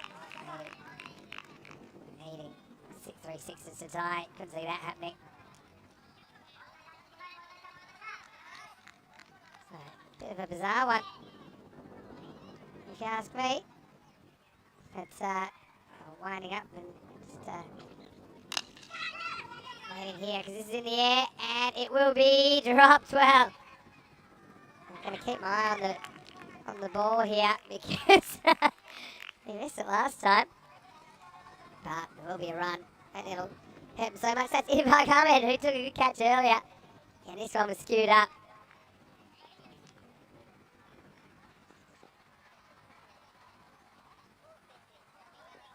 Anyway. Again, apologies. We're going to start the next match a little bit later. We'll start at 1:50 local just to try and fix some of these issues. So the next match will start in about 20 minutes from now. The Helix thinks it might have been a sneak attack. Well, there was a wicket in the end. So maybe they were in the middle of the pitch. That's all I can think, is they were in the middle of the pitch thinking it was a boundary. But then that was that silly, because it never looked like a clean stop, and it was. The ledge. This will be one here. So, I mean, if it was a case of the batters just chatting in the middle of the pitch, well, then that is fine to run them out then. But if it was that they'd completed a run and then just were like walking back, or kind of walking, preparing for the next ball, then that's not okay. Couldn't tell you, so I'm not going to give an opinion on it. Here's the last ball of match 1 in Group A. And a nice little deflection shot. This could go for 4, you know. In fact, it will. So, action-packed first game, if you ask me. But United 92, Getafe 81. In the end, the runs on the board stand up. And so, it will be Madrid United, the team in green, that will win the opener. Slightly more experienced team who are obviously making 4th or 5th appearance now in ECN cricket. And there's Kamal Ahmed. I think he had a very important role to play in the middle of the innings. I think I'd like to see him opening though. They also bowled reasonably well. Go for a few, but I mean, it seems likely that he'll have a good weekend here. Each team will play 6 matches, don't forget. And there'll be a final tomorrow night between these 3 teams. Well, here we go, and it was Camille who created an opportunity, very first ball. And there, well, it was Madrid United's answer to the juggler first up. And then, I did like this intent in the power play, and I think we saw these 4 boundaries in the power play. Kind of got them off to a decent start. I think what we saw here was that we had slightly less batting depth, I think, in these teams compared to what we were accustomed to, I suppose, during the week of the international game. As you'd expect, of course. I'd say I like the bowling action of Ayaz Yunus, even though he did go for a few and he was probably had some control issues. That was the catch that was taken by Irfan Ahmed. And this was a 5-er, and that helped the score, but they still couldn't do too much with it. I think this is a good call. I think it is. It's well done. And then this was something, I'm going to say this time, the keeper stays behind the stumps and have a look, they get it right. So, you can see that there's another one here, which straight away, big call not out. They said, actually, when they had a look at it, now we're deciding it's out, and they get it right. And so, see, this is the one you thought might just get it back in the hunt as well. When we came down to it, we had a bit of a mess up between the wickets. Ashraf had time to fumble. And this is another one. It's, well, it was pretty high, wasn't it? But simple catch for Sadiq Rashad. A little underneath the edge here. And you just felt 93, which is stretched too far for Getafe, who couldn't get a run on in the middle overs. They didn't score any in overs 5 or 6, no boundaries. Apart from that, they had the odd one. There's a late juggle from Irfan, but despite that nice little deflection going for 4, in the end, it is going to be 92 to 81 in this initial match. Coming up, of course, we have another match coming up in 15 minutes, and that is one which will start 20 minutes later than the original start time. Madrid United winning the toss, making that first. So we get to have another look at Madrid United, who won that match. They're taking on Sevilla, who have their first match in this competition. But he's down to here, Mr. Maximo, and I will join you shortly for the start of match 2. This is ECN. You're watching the fan code EC T10 Spain.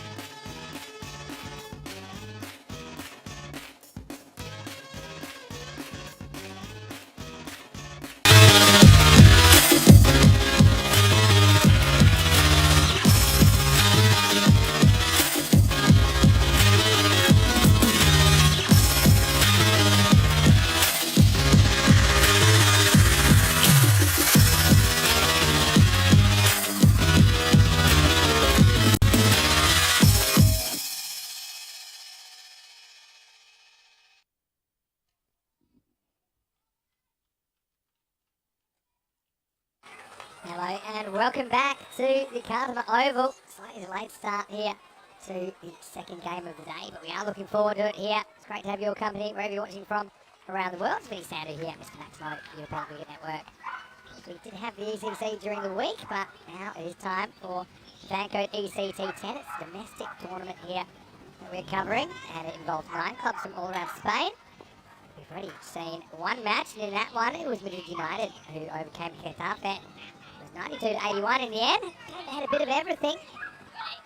And now we are going to get to see the third team here in weekend one for the first time, and it's going to be Sevilla who will be here. I'm certainly looking forward to this. And Sevilla, the first time we've seen them on the European Cricket Network. They're from around about a couple of hours, I suppose, northwest of here. Of course, quite a famous city. We're in Cartama, which is fairly close to Malaga, the Andalusia region. Some beautiful little towns around here as well. One of my favourite parts of the world. The weather today is pristine. Currently 28 degrees, heading for a maximum of 30. Starting this one at 1:50 p.m. So now we're going to see what Sevilla bring to the table. It's a fairly even match, I think, that first match, but still, I think that these teams will probably get better and better as the weekend goes on. When you think about it, there's a bit of time for them to work their way into the tournament. Play 6 games and there'll be a final between the top 2 teams tomorrow night. We'll have a champion of the weekend that will return in weekend 4. So, Sevilla, they've made the trip. They are here. We'll see them playing today. First time here in match 2. We will see them as well later in the day, obviously. I'm looking forward to seeing what they bring to the table. Like the old tangerine strips to start us off. Big fan of those. So Sevilla will play games 2, 3 and 5 today. Madrid United, they've got a busy day. They play 4 times actually. They play 1, 2, 4 and 5. They have a slightly easier day tomorrow. Madrid United just playing twice. We're almost ready to go here. Umpires for this one. Ready to start. And we are going to get Kai Manson to start us off here in the second game of the day. And well, what do you know? There's the score on the screen. And it starts and done for done. Here we go in match 2. Starts with a bigger drive, foot fielding attempt, foot fielding fail. Only 1 run. See, that's Abul Kalamazad, who is bowling, his batting, I should say, getting off the mark. So, first game, they had a bit of everything. That's the way I'd put it.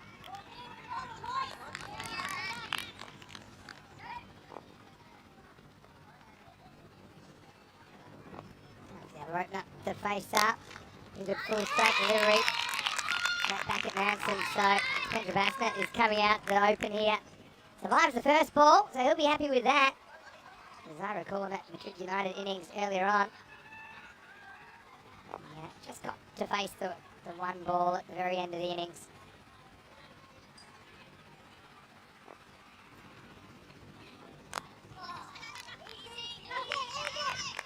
Next one. Just away for a single. So yeah, I like what I'm seeing from Manson already. We've seen a lot of bowlers with control issues, especially when the ball's pretty new.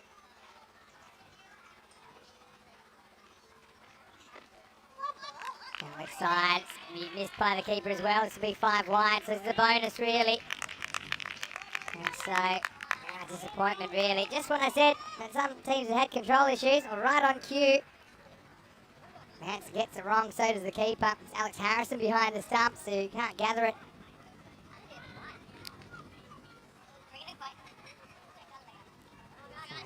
Frustration there.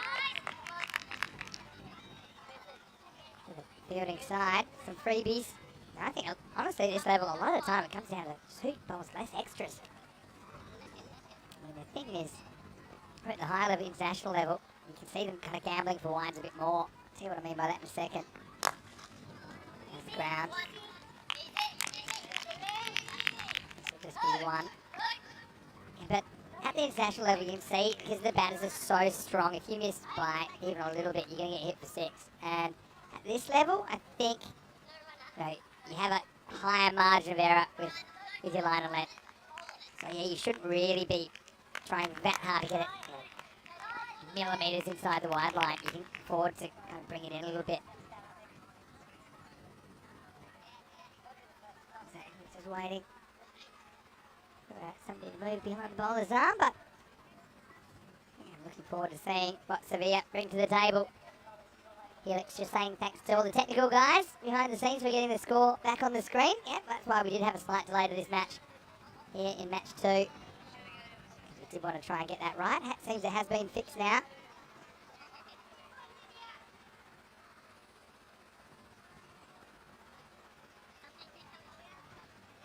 Now, another technical delay. Not sure what this is about.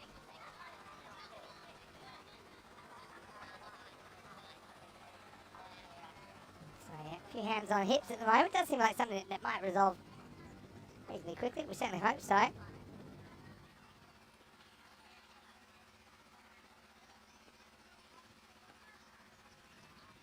Great time to jump in the live chat, Eastern European Cricket Network. A lot of people looking in a direction that I can't quite see from my commentary box, so I'm just trying to work out what this issue is at the moment. Let's see, maybe trying something to move.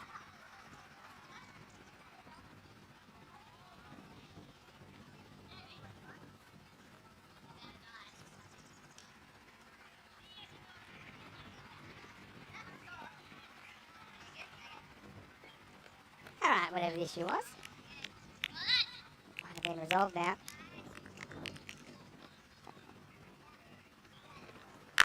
This one. Punch through the offside. Somebody there. To field it. Well handled out there. Well. Wow, that's pretty close, you know. This is worth a look. This is definitely worth a look. And I just got an instinct that he might be just out. Let's have a look at it on the replay.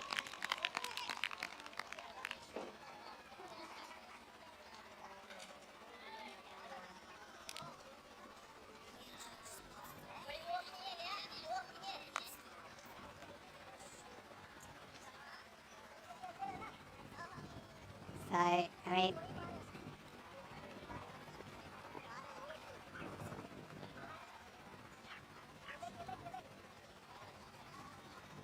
just working out if there will be a replay because of this technical issue.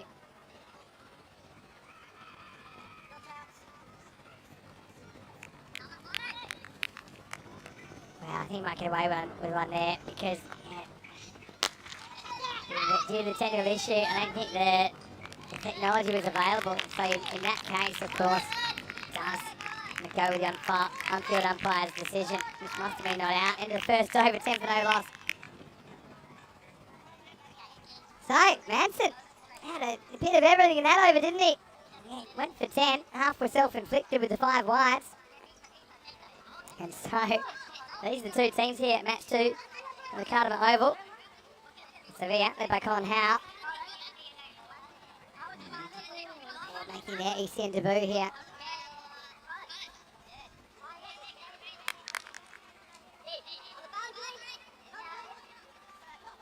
So, let's see what we get from Sammy Vaz, who is a late call-up into the lineup for Sevilla.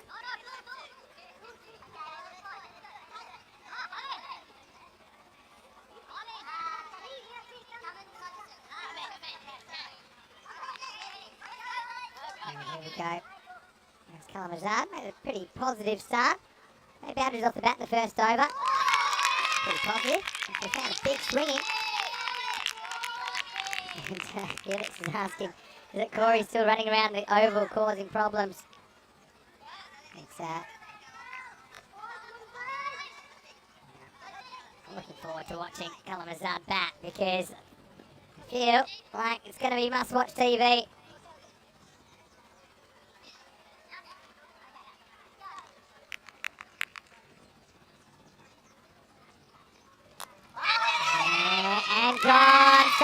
breaks through. It's the first wicket for Sevilla in ECN cricket, and it's well held there. Kalam Azad said something was going to happen and happened quick. And Vaz was late call up, got the outside edge, and I'll tell you what, the slip there was a pretty good position. I think that the edges do fly. It's a bit deeper than a regular slip really there. And the catch was taken, so Kalam Azad is going to have to go. He goes for just 4. It was Colin Howe, the captain, that takes the catch, and he looked thrilled about it. Well, nice moment for Colin. Sammy, he's pretty happy. He's taking a wicket now. And Sevilla, for me, they've just got a bit of a spring in their step. I think it's been lacking a little bit. I mean, I know there's a lot of issues here. I mean, teams come from quite far away to play here, so you can understand it can take a bit of time for legs to get moving and the blood to get pumping. But I've got to say, look at those beautiful, bright tangerine strips from Sevilla. I'm pretty happy with that start, and why wouldn't they be?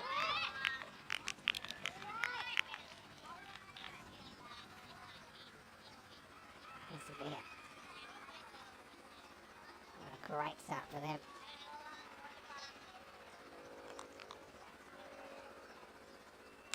Now Sammy Vaz gets a crack at the new batter. It's Mohammad Ashraf. Another edge, this flies away. This is going to be 4 this time. So, now all happening early on here. And so, well, to say, I think you have to be pretty tall to get that one. I mean, sometimes we almost see a slip back on the circle. Maybe this level you could be 2 or 3 metres inside, but I think a lot of them do fly away quite a long way off the bat. And you also, the deeper you are, the more range you've got to go sideways. Anyway, do me a favour. Corey will be in soon, I hope. And until then, I'd love to have you come in YouTube chat. ECN European Cricket Network.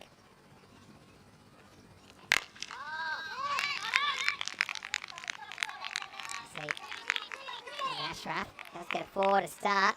Madrid United, I mean, for me, there are a few questions about their batting order last time, because Kamal Ahmed, I think he's their best batter, and they haven't been batting him very high at all. That's the thing. It surprises me a lot. Maybe he just doesn't really want to bat the power play. Even I find that hard to believe.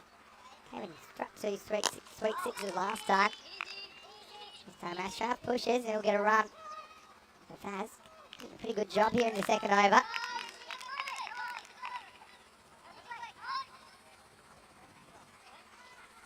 tell you what, because it's just the one game today, match 3 where we'll have 2 commentators. Maybe that's a good time to do random questions as well. What do you think about that, Helix and everyone in the chat? Here. Pulls out a pretty good over at the end of 2. The score is 15 for 1. It's great to have your company today on the European Cricket Network. Saturday and Sunday is the fan code ECT10 here in Cartama. Monday to Friday is the ECC. And this ground, pretty as a picture. Just have a look at the hinterland here. You've got the mountains, got the blue sky in the background, the fan zone on the left of the screen. We have changed ends now compared to the end we were using last night.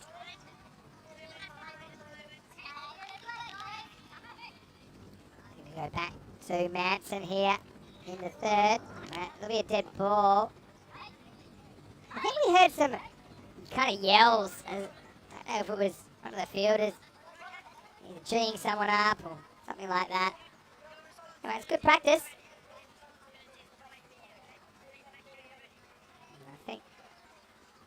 I had no excuse not to be ready if that was the issue.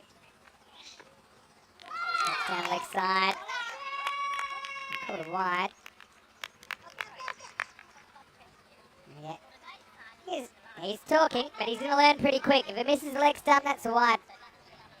And the only exception is if the ball's between the batter's body and the stumps. But apart from that, even if it is a millimetre away from leg stump in ECN cricket, that'll be a wide. Pretty good call by Andrew Elliott. Taking the time to explain the rule we apply here. This time, wow, almost return catch for Manson. He was just going the wrong way in his follow through, wasn't he?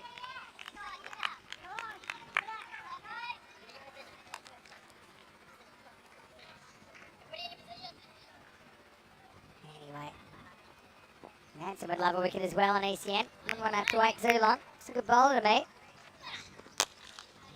Point across the line. They go on contact. Chance with a good throw. But just leg it out in time. Basnick moves to 3 now.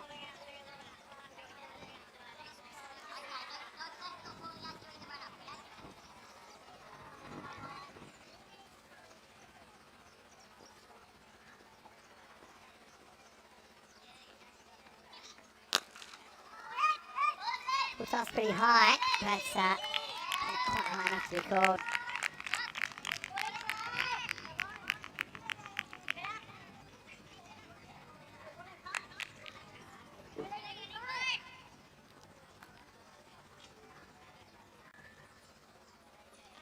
Yeah, I think on second view, that was probably too high, if I'm honest.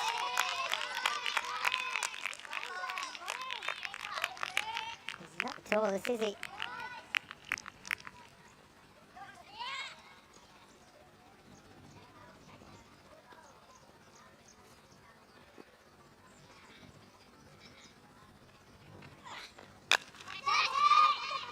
Gonna be in the end. Almost gets there, doesn't he? That's T10-Highlights. Good round to his left. Trying to cover the angle there.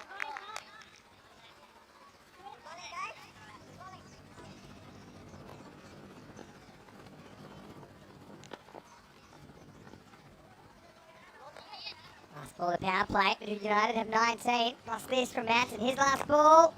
Won't get the wicket this time, but I'm sure we'll see plenty more of Kai during this series. But a pretty good start for Sevilla, really, because Madrid United don't get going in the power play. It's 19 for 1 after 3 as we head into the middle overs. And once again, great to have your company, whether you're watching on Fancode in India or whether you're watching on our YouTube channel, ECN European Cricket Network. Let's have some questions. Come on. I've got random questions coming up when Corey arrives. I've sent my driver for him to get him from the Sunset Beach Club. And I have instructed the driver to let us know when he has the cargo. So I will have a fairly live report of when the cargo is in the vehicle. Hello to Rebecca Lee. He said just watched the ECC Group A final from last night. That was amazing. It was amazing, Rebecca. Let us know again where you're watching from, if you could, in the chat. It was probably one of the best games we've ever had on ECN, really. We'll have something like, well, definitely over 1,000 games on ECN this year. Maybe 1,100, 1,200, potentially. But definitely last night's game was in the top 10 importance-wise as well, because whoever won it got to come back for championship week, and whoever didn't was out. So it was a lot on the line, that's for sure.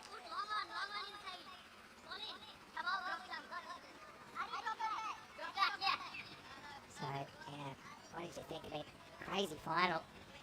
They had to get the machine Seamus Lynch early, didn't they? And it's funny. Rico said to Corey, I might as well say it as it is. Rico said to Corey in the break, with Lynch, he hasn't really had to play a short ball. And Cameron boxed him out, basically. Tried to hook it, ballooned off the glove. There's a simple catch behind from Muhammad Ihsan. That was a big moment in the final for me, because Lynch is a match winner. I mean, Lynch can win matches on his own. That was a crazy final. Raja asking how many games we played today. Well, there's 5 games each day on Saturday and Sunday here in the ECT10. And Rebecca Lee saying she expects to see at least 5 slips from Finland at all times in Group B. Well, Finland were a little bit viral last year. They started with an 8 slips field to the England and it almost worked, to be honest. Keanu saying Group A set a high standard of action. Just wonder if Group B can keep it up. Well, one team that I'm really watching is the Netherlands, Levin. I think that they will be even stronger than last year. When I look at their side, okay, they've got some of the players that performed well for them last year, like Ryan Klein, like Viv Kingma. You've got Harry Dutt, these kind of players playing. Also look forward to seeing Philip Borsavain. Right, back into the action. Sammy Vaz. It's going to get hit in the air. It's into the gap though. One bounce. And just a single. Well fielded there by Anik Chowdhury. the thing about the field, it was watered a lot, and I mean a lot, overnight. And so it just seems a bit spongier than it has been before. I think they do that. We're on Friday night here. Oh, it's another edge, and this is certainly going for 4. And so Basnet gets his first boundary. Yeah, my question here for Madrid United is why you're not batting someone like Kamil Ahmed now or first. Can't quite wrap my head around it. He's the best ball striker, I think.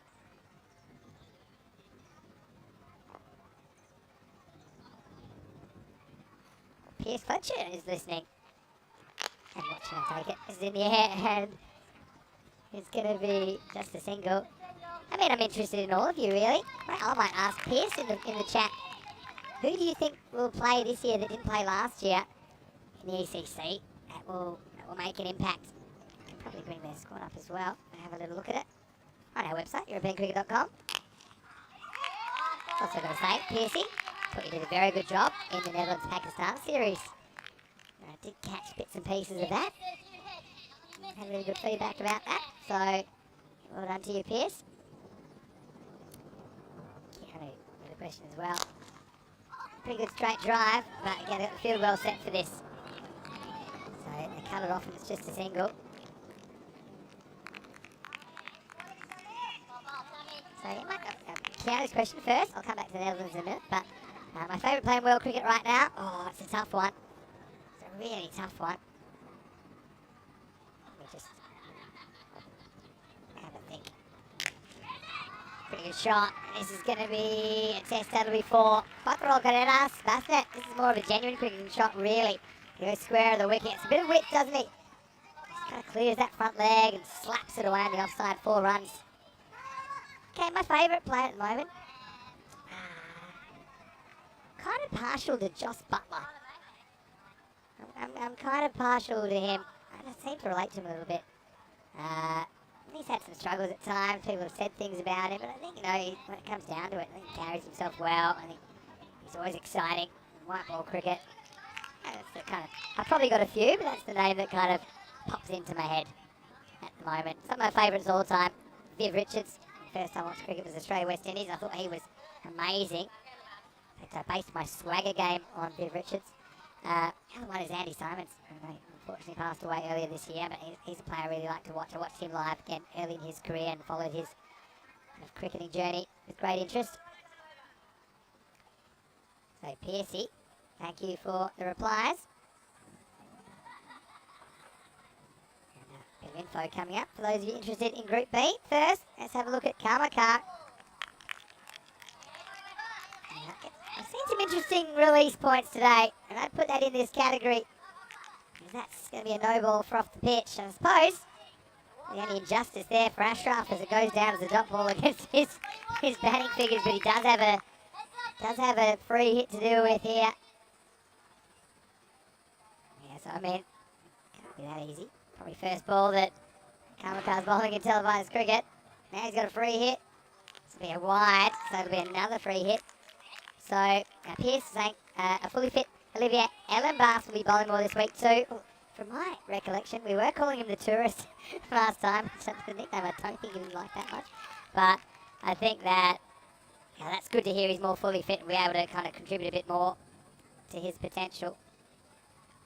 Got a ball for a hit though. They'll forget this for sure. It won't really matter because it wasn't caught.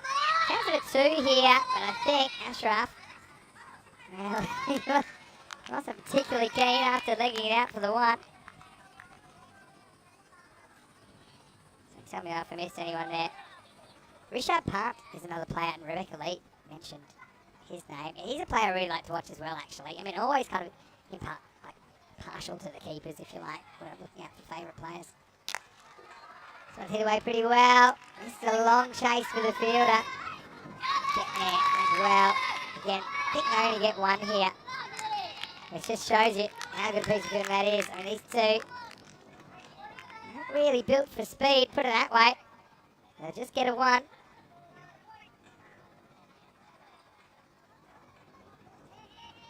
Keanu has a question for Pierce in the chat. First, I'm going to watch another wide.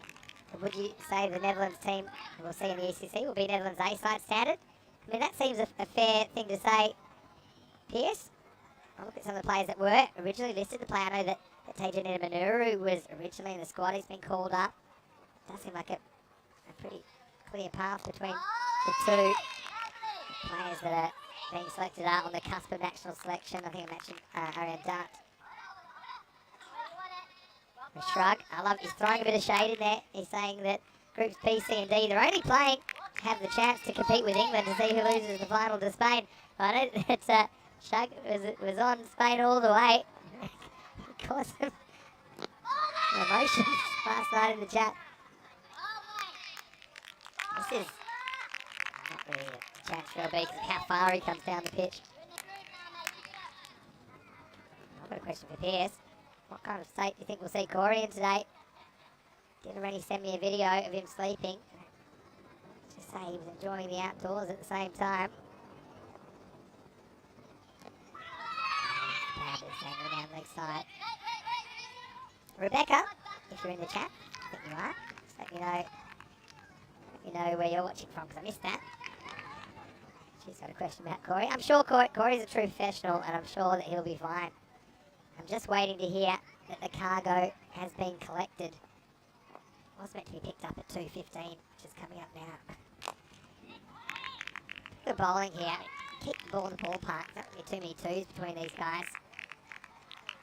Rebecca, sorry, I did catch it now. You're watching from Perth. And you still want to know what my favourite Pokemon is. Okay, so it's 37 for 1 at the halfway point here. Madrid United again.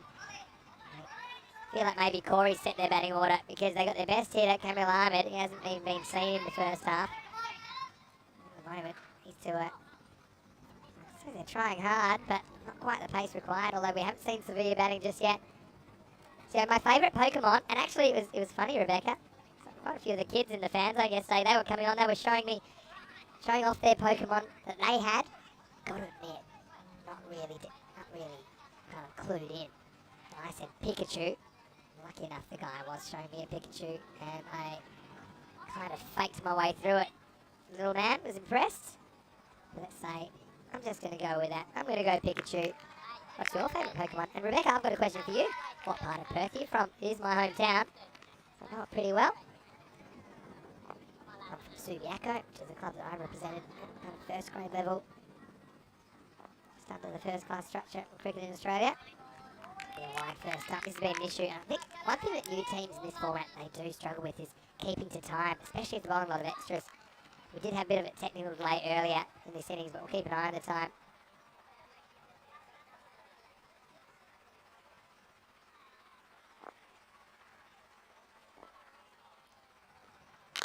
This is going to be hit and hit pretty well. I think this will be a boundary.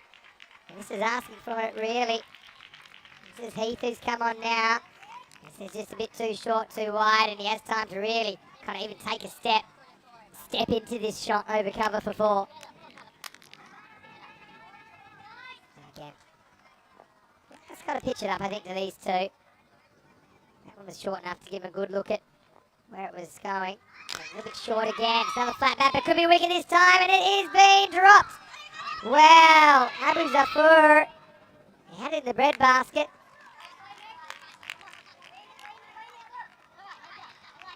So I'm not even sure they're going to run here. I think that they were concerned. And yeah, down it goes. We've seen a few juggles. That was an unsuccessful one. Better ball. That's where you got to be. And I know he had one drop last ball before that. I just don't see that ball going the journey. That's the difference in the standard you're seeing now, actually, because I think that's the kind of ball that gets drilled for 6 in the ECC. It was just short of a Yorker. Yeah, you wouldn't expect at this level that it would be quite the same. This one's blasted past the ball, like it's past the infielder too. But it's handled well by Kai Manson there. Just a single. Yeah, so I'm going to have a look at your squad now, Pierce. I'll tell you who I'm looking out for. Well, obviously Clayton Floyd. He was the player of the tournament last year. How's his watch going? I know we want to watch. I'm going to say a big thank you to our time partners as well, Frederic Costa. Again, too short, but this might work out. Well, pressure's on. Catch is not going to be taken. Wow, good backing up from the keeper. Give him that much. Again, a couple of times we've seen some misjudgments with the high balls. It's one thing to catch these, it's another thing to catch them when you're on international television. And I suppose you don't drop what you don't touch. I was going to say something positive about that. Look at the winds going right to left on your screen, so that's why I think it blows back in the end. Yeah, that one. There's a chance it goes begging. Unfortunate for the bowler here, Heath, who's had 2 catches dropped. Got a bad over though in the end. It's the end of the 6. And it is 47 for 1 after 6 overs. That's well, who else? I mean, as far as players I'm looking forward to seeing in the ECC for the first time, or Philippe Wassave is probably one for me. Pierce, how's he bowling at the moment? And we saw him in ECS cricket, I think, a couple of years ago there in Capella. And obviously, Sebastian Bratt, I'm going to assume he'll be captaining.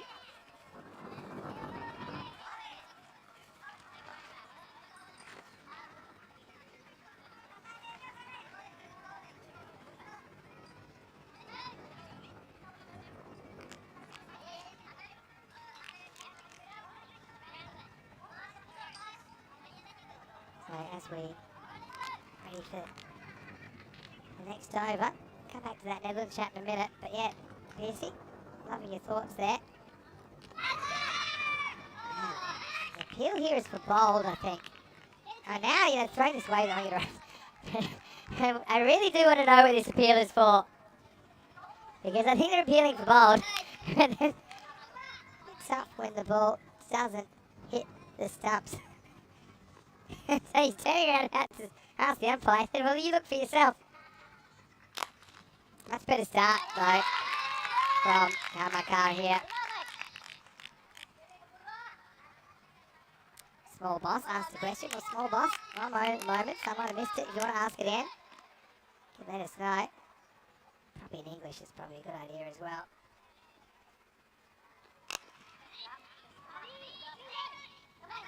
But yeah, let us know. So yeah, a few players on the cusp, not available, including Tim de Kock, Tony Staal, Rul Verhagen, and Tim Etman unavailable for the Netherlands. But still a very strong team. And for me, I've got a feeling they're going to do very, very well in Group B. I mean, a bit of buzz about Hungary, I think, as well. Denmark, obviously, first time we've seen them in this competition. Pretty good shot, sets the task. Well, it is the land of football, and they've actually been pretty good at it so far. The thing is, these players not used to fielding on grounds like this. It's like fielding on a mattress, basically. You can actually dive, and it's a nice surface, but yeah, it's just not the habit, is it?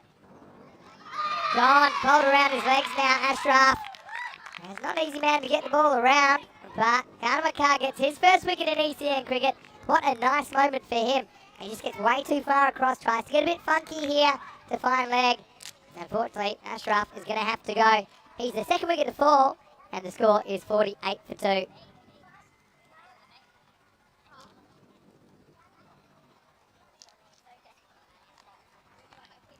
can see he's pumped up. Why wouldn't he be? So, let's see a new batter. I think, yeah, probably makes sense. This run rate's kind of languishing around the 7 mark here.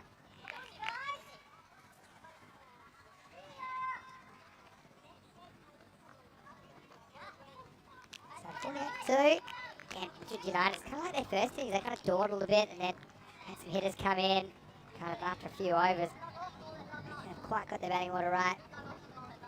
And Rebecca is watching from Warwick.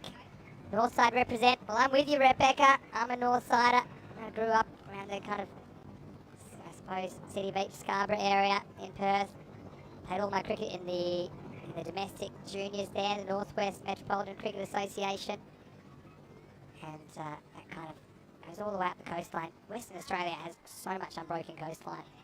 It's a wonderful, wonderful part of the world. I do try and get back when I can. Here's the last ball of the over. It's to Seif, who's come out.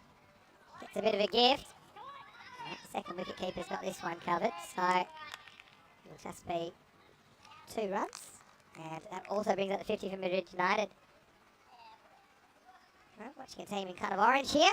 We've been talking a bit about the Netherlands 11 because I've got Piers Fletcher in the chat at the moment. I must say, Rebecca did end up kind of settling in Subiaco last few years before I left. Pass net. Wow, he finds something. Where's that come from? Well, he takes 7 overs to warm up, but when he does, it goes a long way into the jungle. Maximo! Now, how about that for a shot? Just picked it up off the length and swatted it away out of the ground. That did make the ground look small. 56 for 2 after 7 overs. In Netherlands 11, you see they're drawn there with 3 quite northern countries. Got Denmark, Sweden and Finland. In fact, Denmark and Sweden will play game 1 on Monday morning. And then you've got Hungary, who a team that did reasonably well last year. Probably they lost a couple of key games that cost them a better finish. And Finland, who are probably a bit disappointing last year. I think they would be the ones to kind of maybe first to admit that. I wonder if they have just worked on their tactics a little bit because they couldn't get out of their group. And get to see the wild thing. I think Abjad Sher for Finland. For Hungary, I was looking forward to seeing Zishan. Zishan Cricket-T10 does very well in domestic cricket. He didn't really, I suppose, lift his game to the level required last year. That was a question for them. Another big swing here, and this is going to go places. Maximo! Back to back, O'Shard first legal ball he's faced, and he swings it out of the ground. And I suppose this is my question. When you've seen Ashraf come in at 3, take 14 off 19, and kind of chew up a fair bit of the innings. You got this guy waiting, and you've even got someone like Camille Ahmed still to come in. Dead ball called. And I think that might have just been for someone who was still talking when the bowler was running in. So, I mean, that wouldn't matter during the week because no one would hear them because it was so loud here last night. That's, I don't think anyone would have been distracted. Rashad. Get another go. Hits it pretty hard as well. This is going the same way. Maximo! Well, it's so weird how Madrid United are doing the same thing they did in the first game. They kind of built a platform. I think they built it out of concrete and hadn't dried, to be honest. And then they were able to just go in last few overs to get up to a respectable score of 92.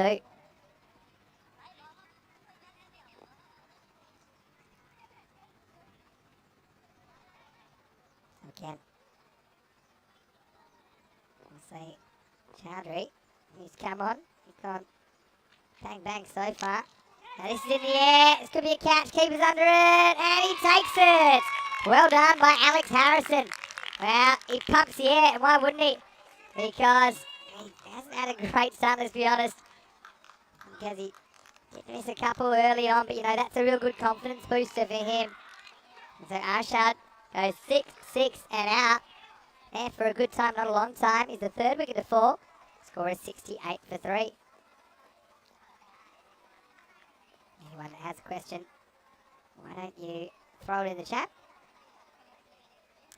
Pierce replied about Philip Bossaway. Philip's bowling well. Interesting to see how he deals with T10, but I feel like he could have a really good week. And yep, Sebastian Brutt will be captain, he says. Thank you for the information, Pierce. Hope you're well.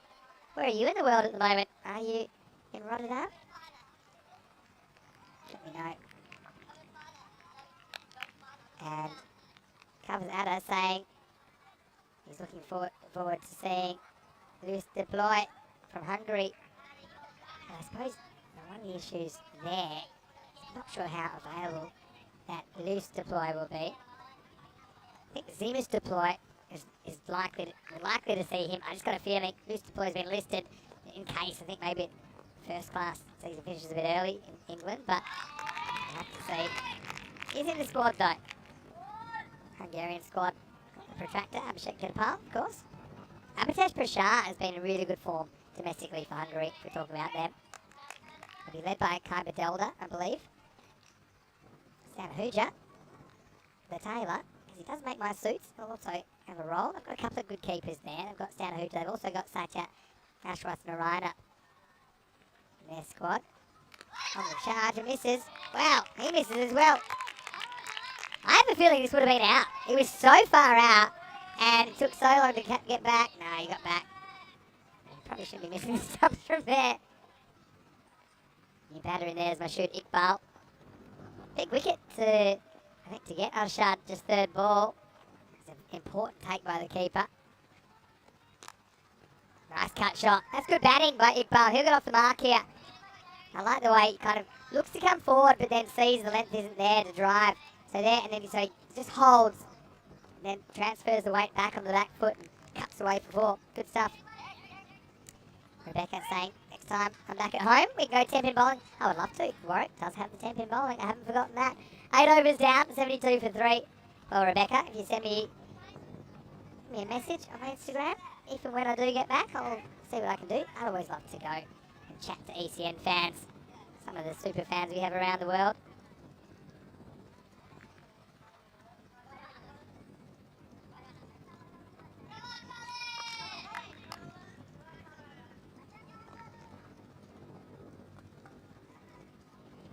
I suppose I don't really get to go back that much, as most of you would know. This is a good shot. This is going all the way over the wicket. Maximal! Barsnett, well, he's played himself in, hasn't he? That's what you would say. Now he's getting moving.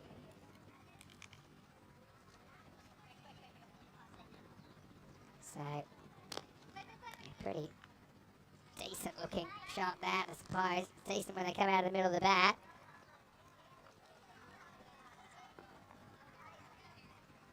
Now, again, just had a few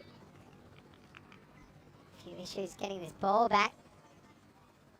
That's why we do have replacement balls, that's the thing. You don't spend too long looking for these. You can always go find them later.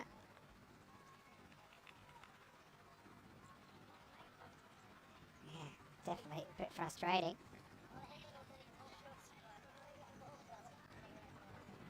This is the one time. You're just going to chuck them back out there and get on with the game. Otherwise, it's going to be a long day.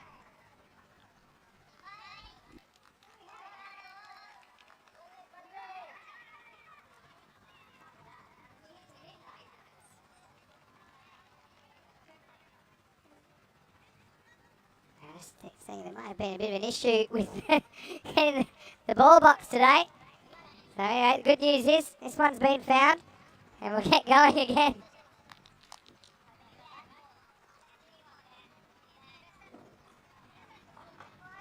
Alright, I'll have a look at it. Well, that one better be alright, because if you replace it, there's nothing to replace it with. So I wouldn't even bother looking at it. It's white. Let's go. Here we go. With 11 balls to come.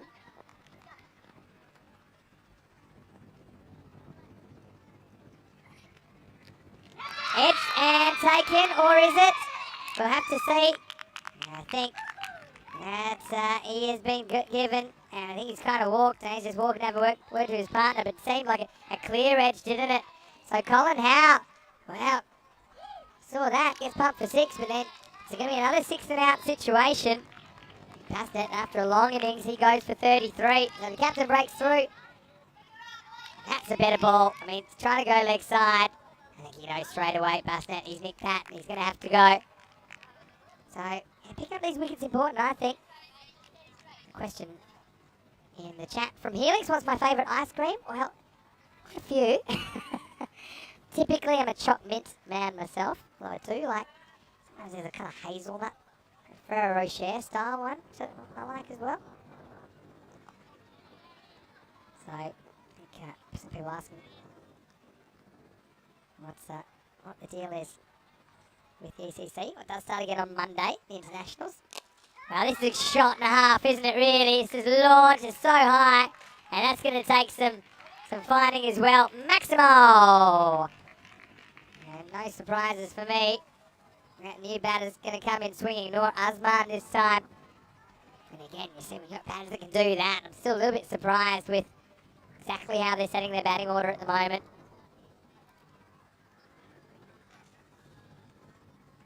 Another delay to find the ball.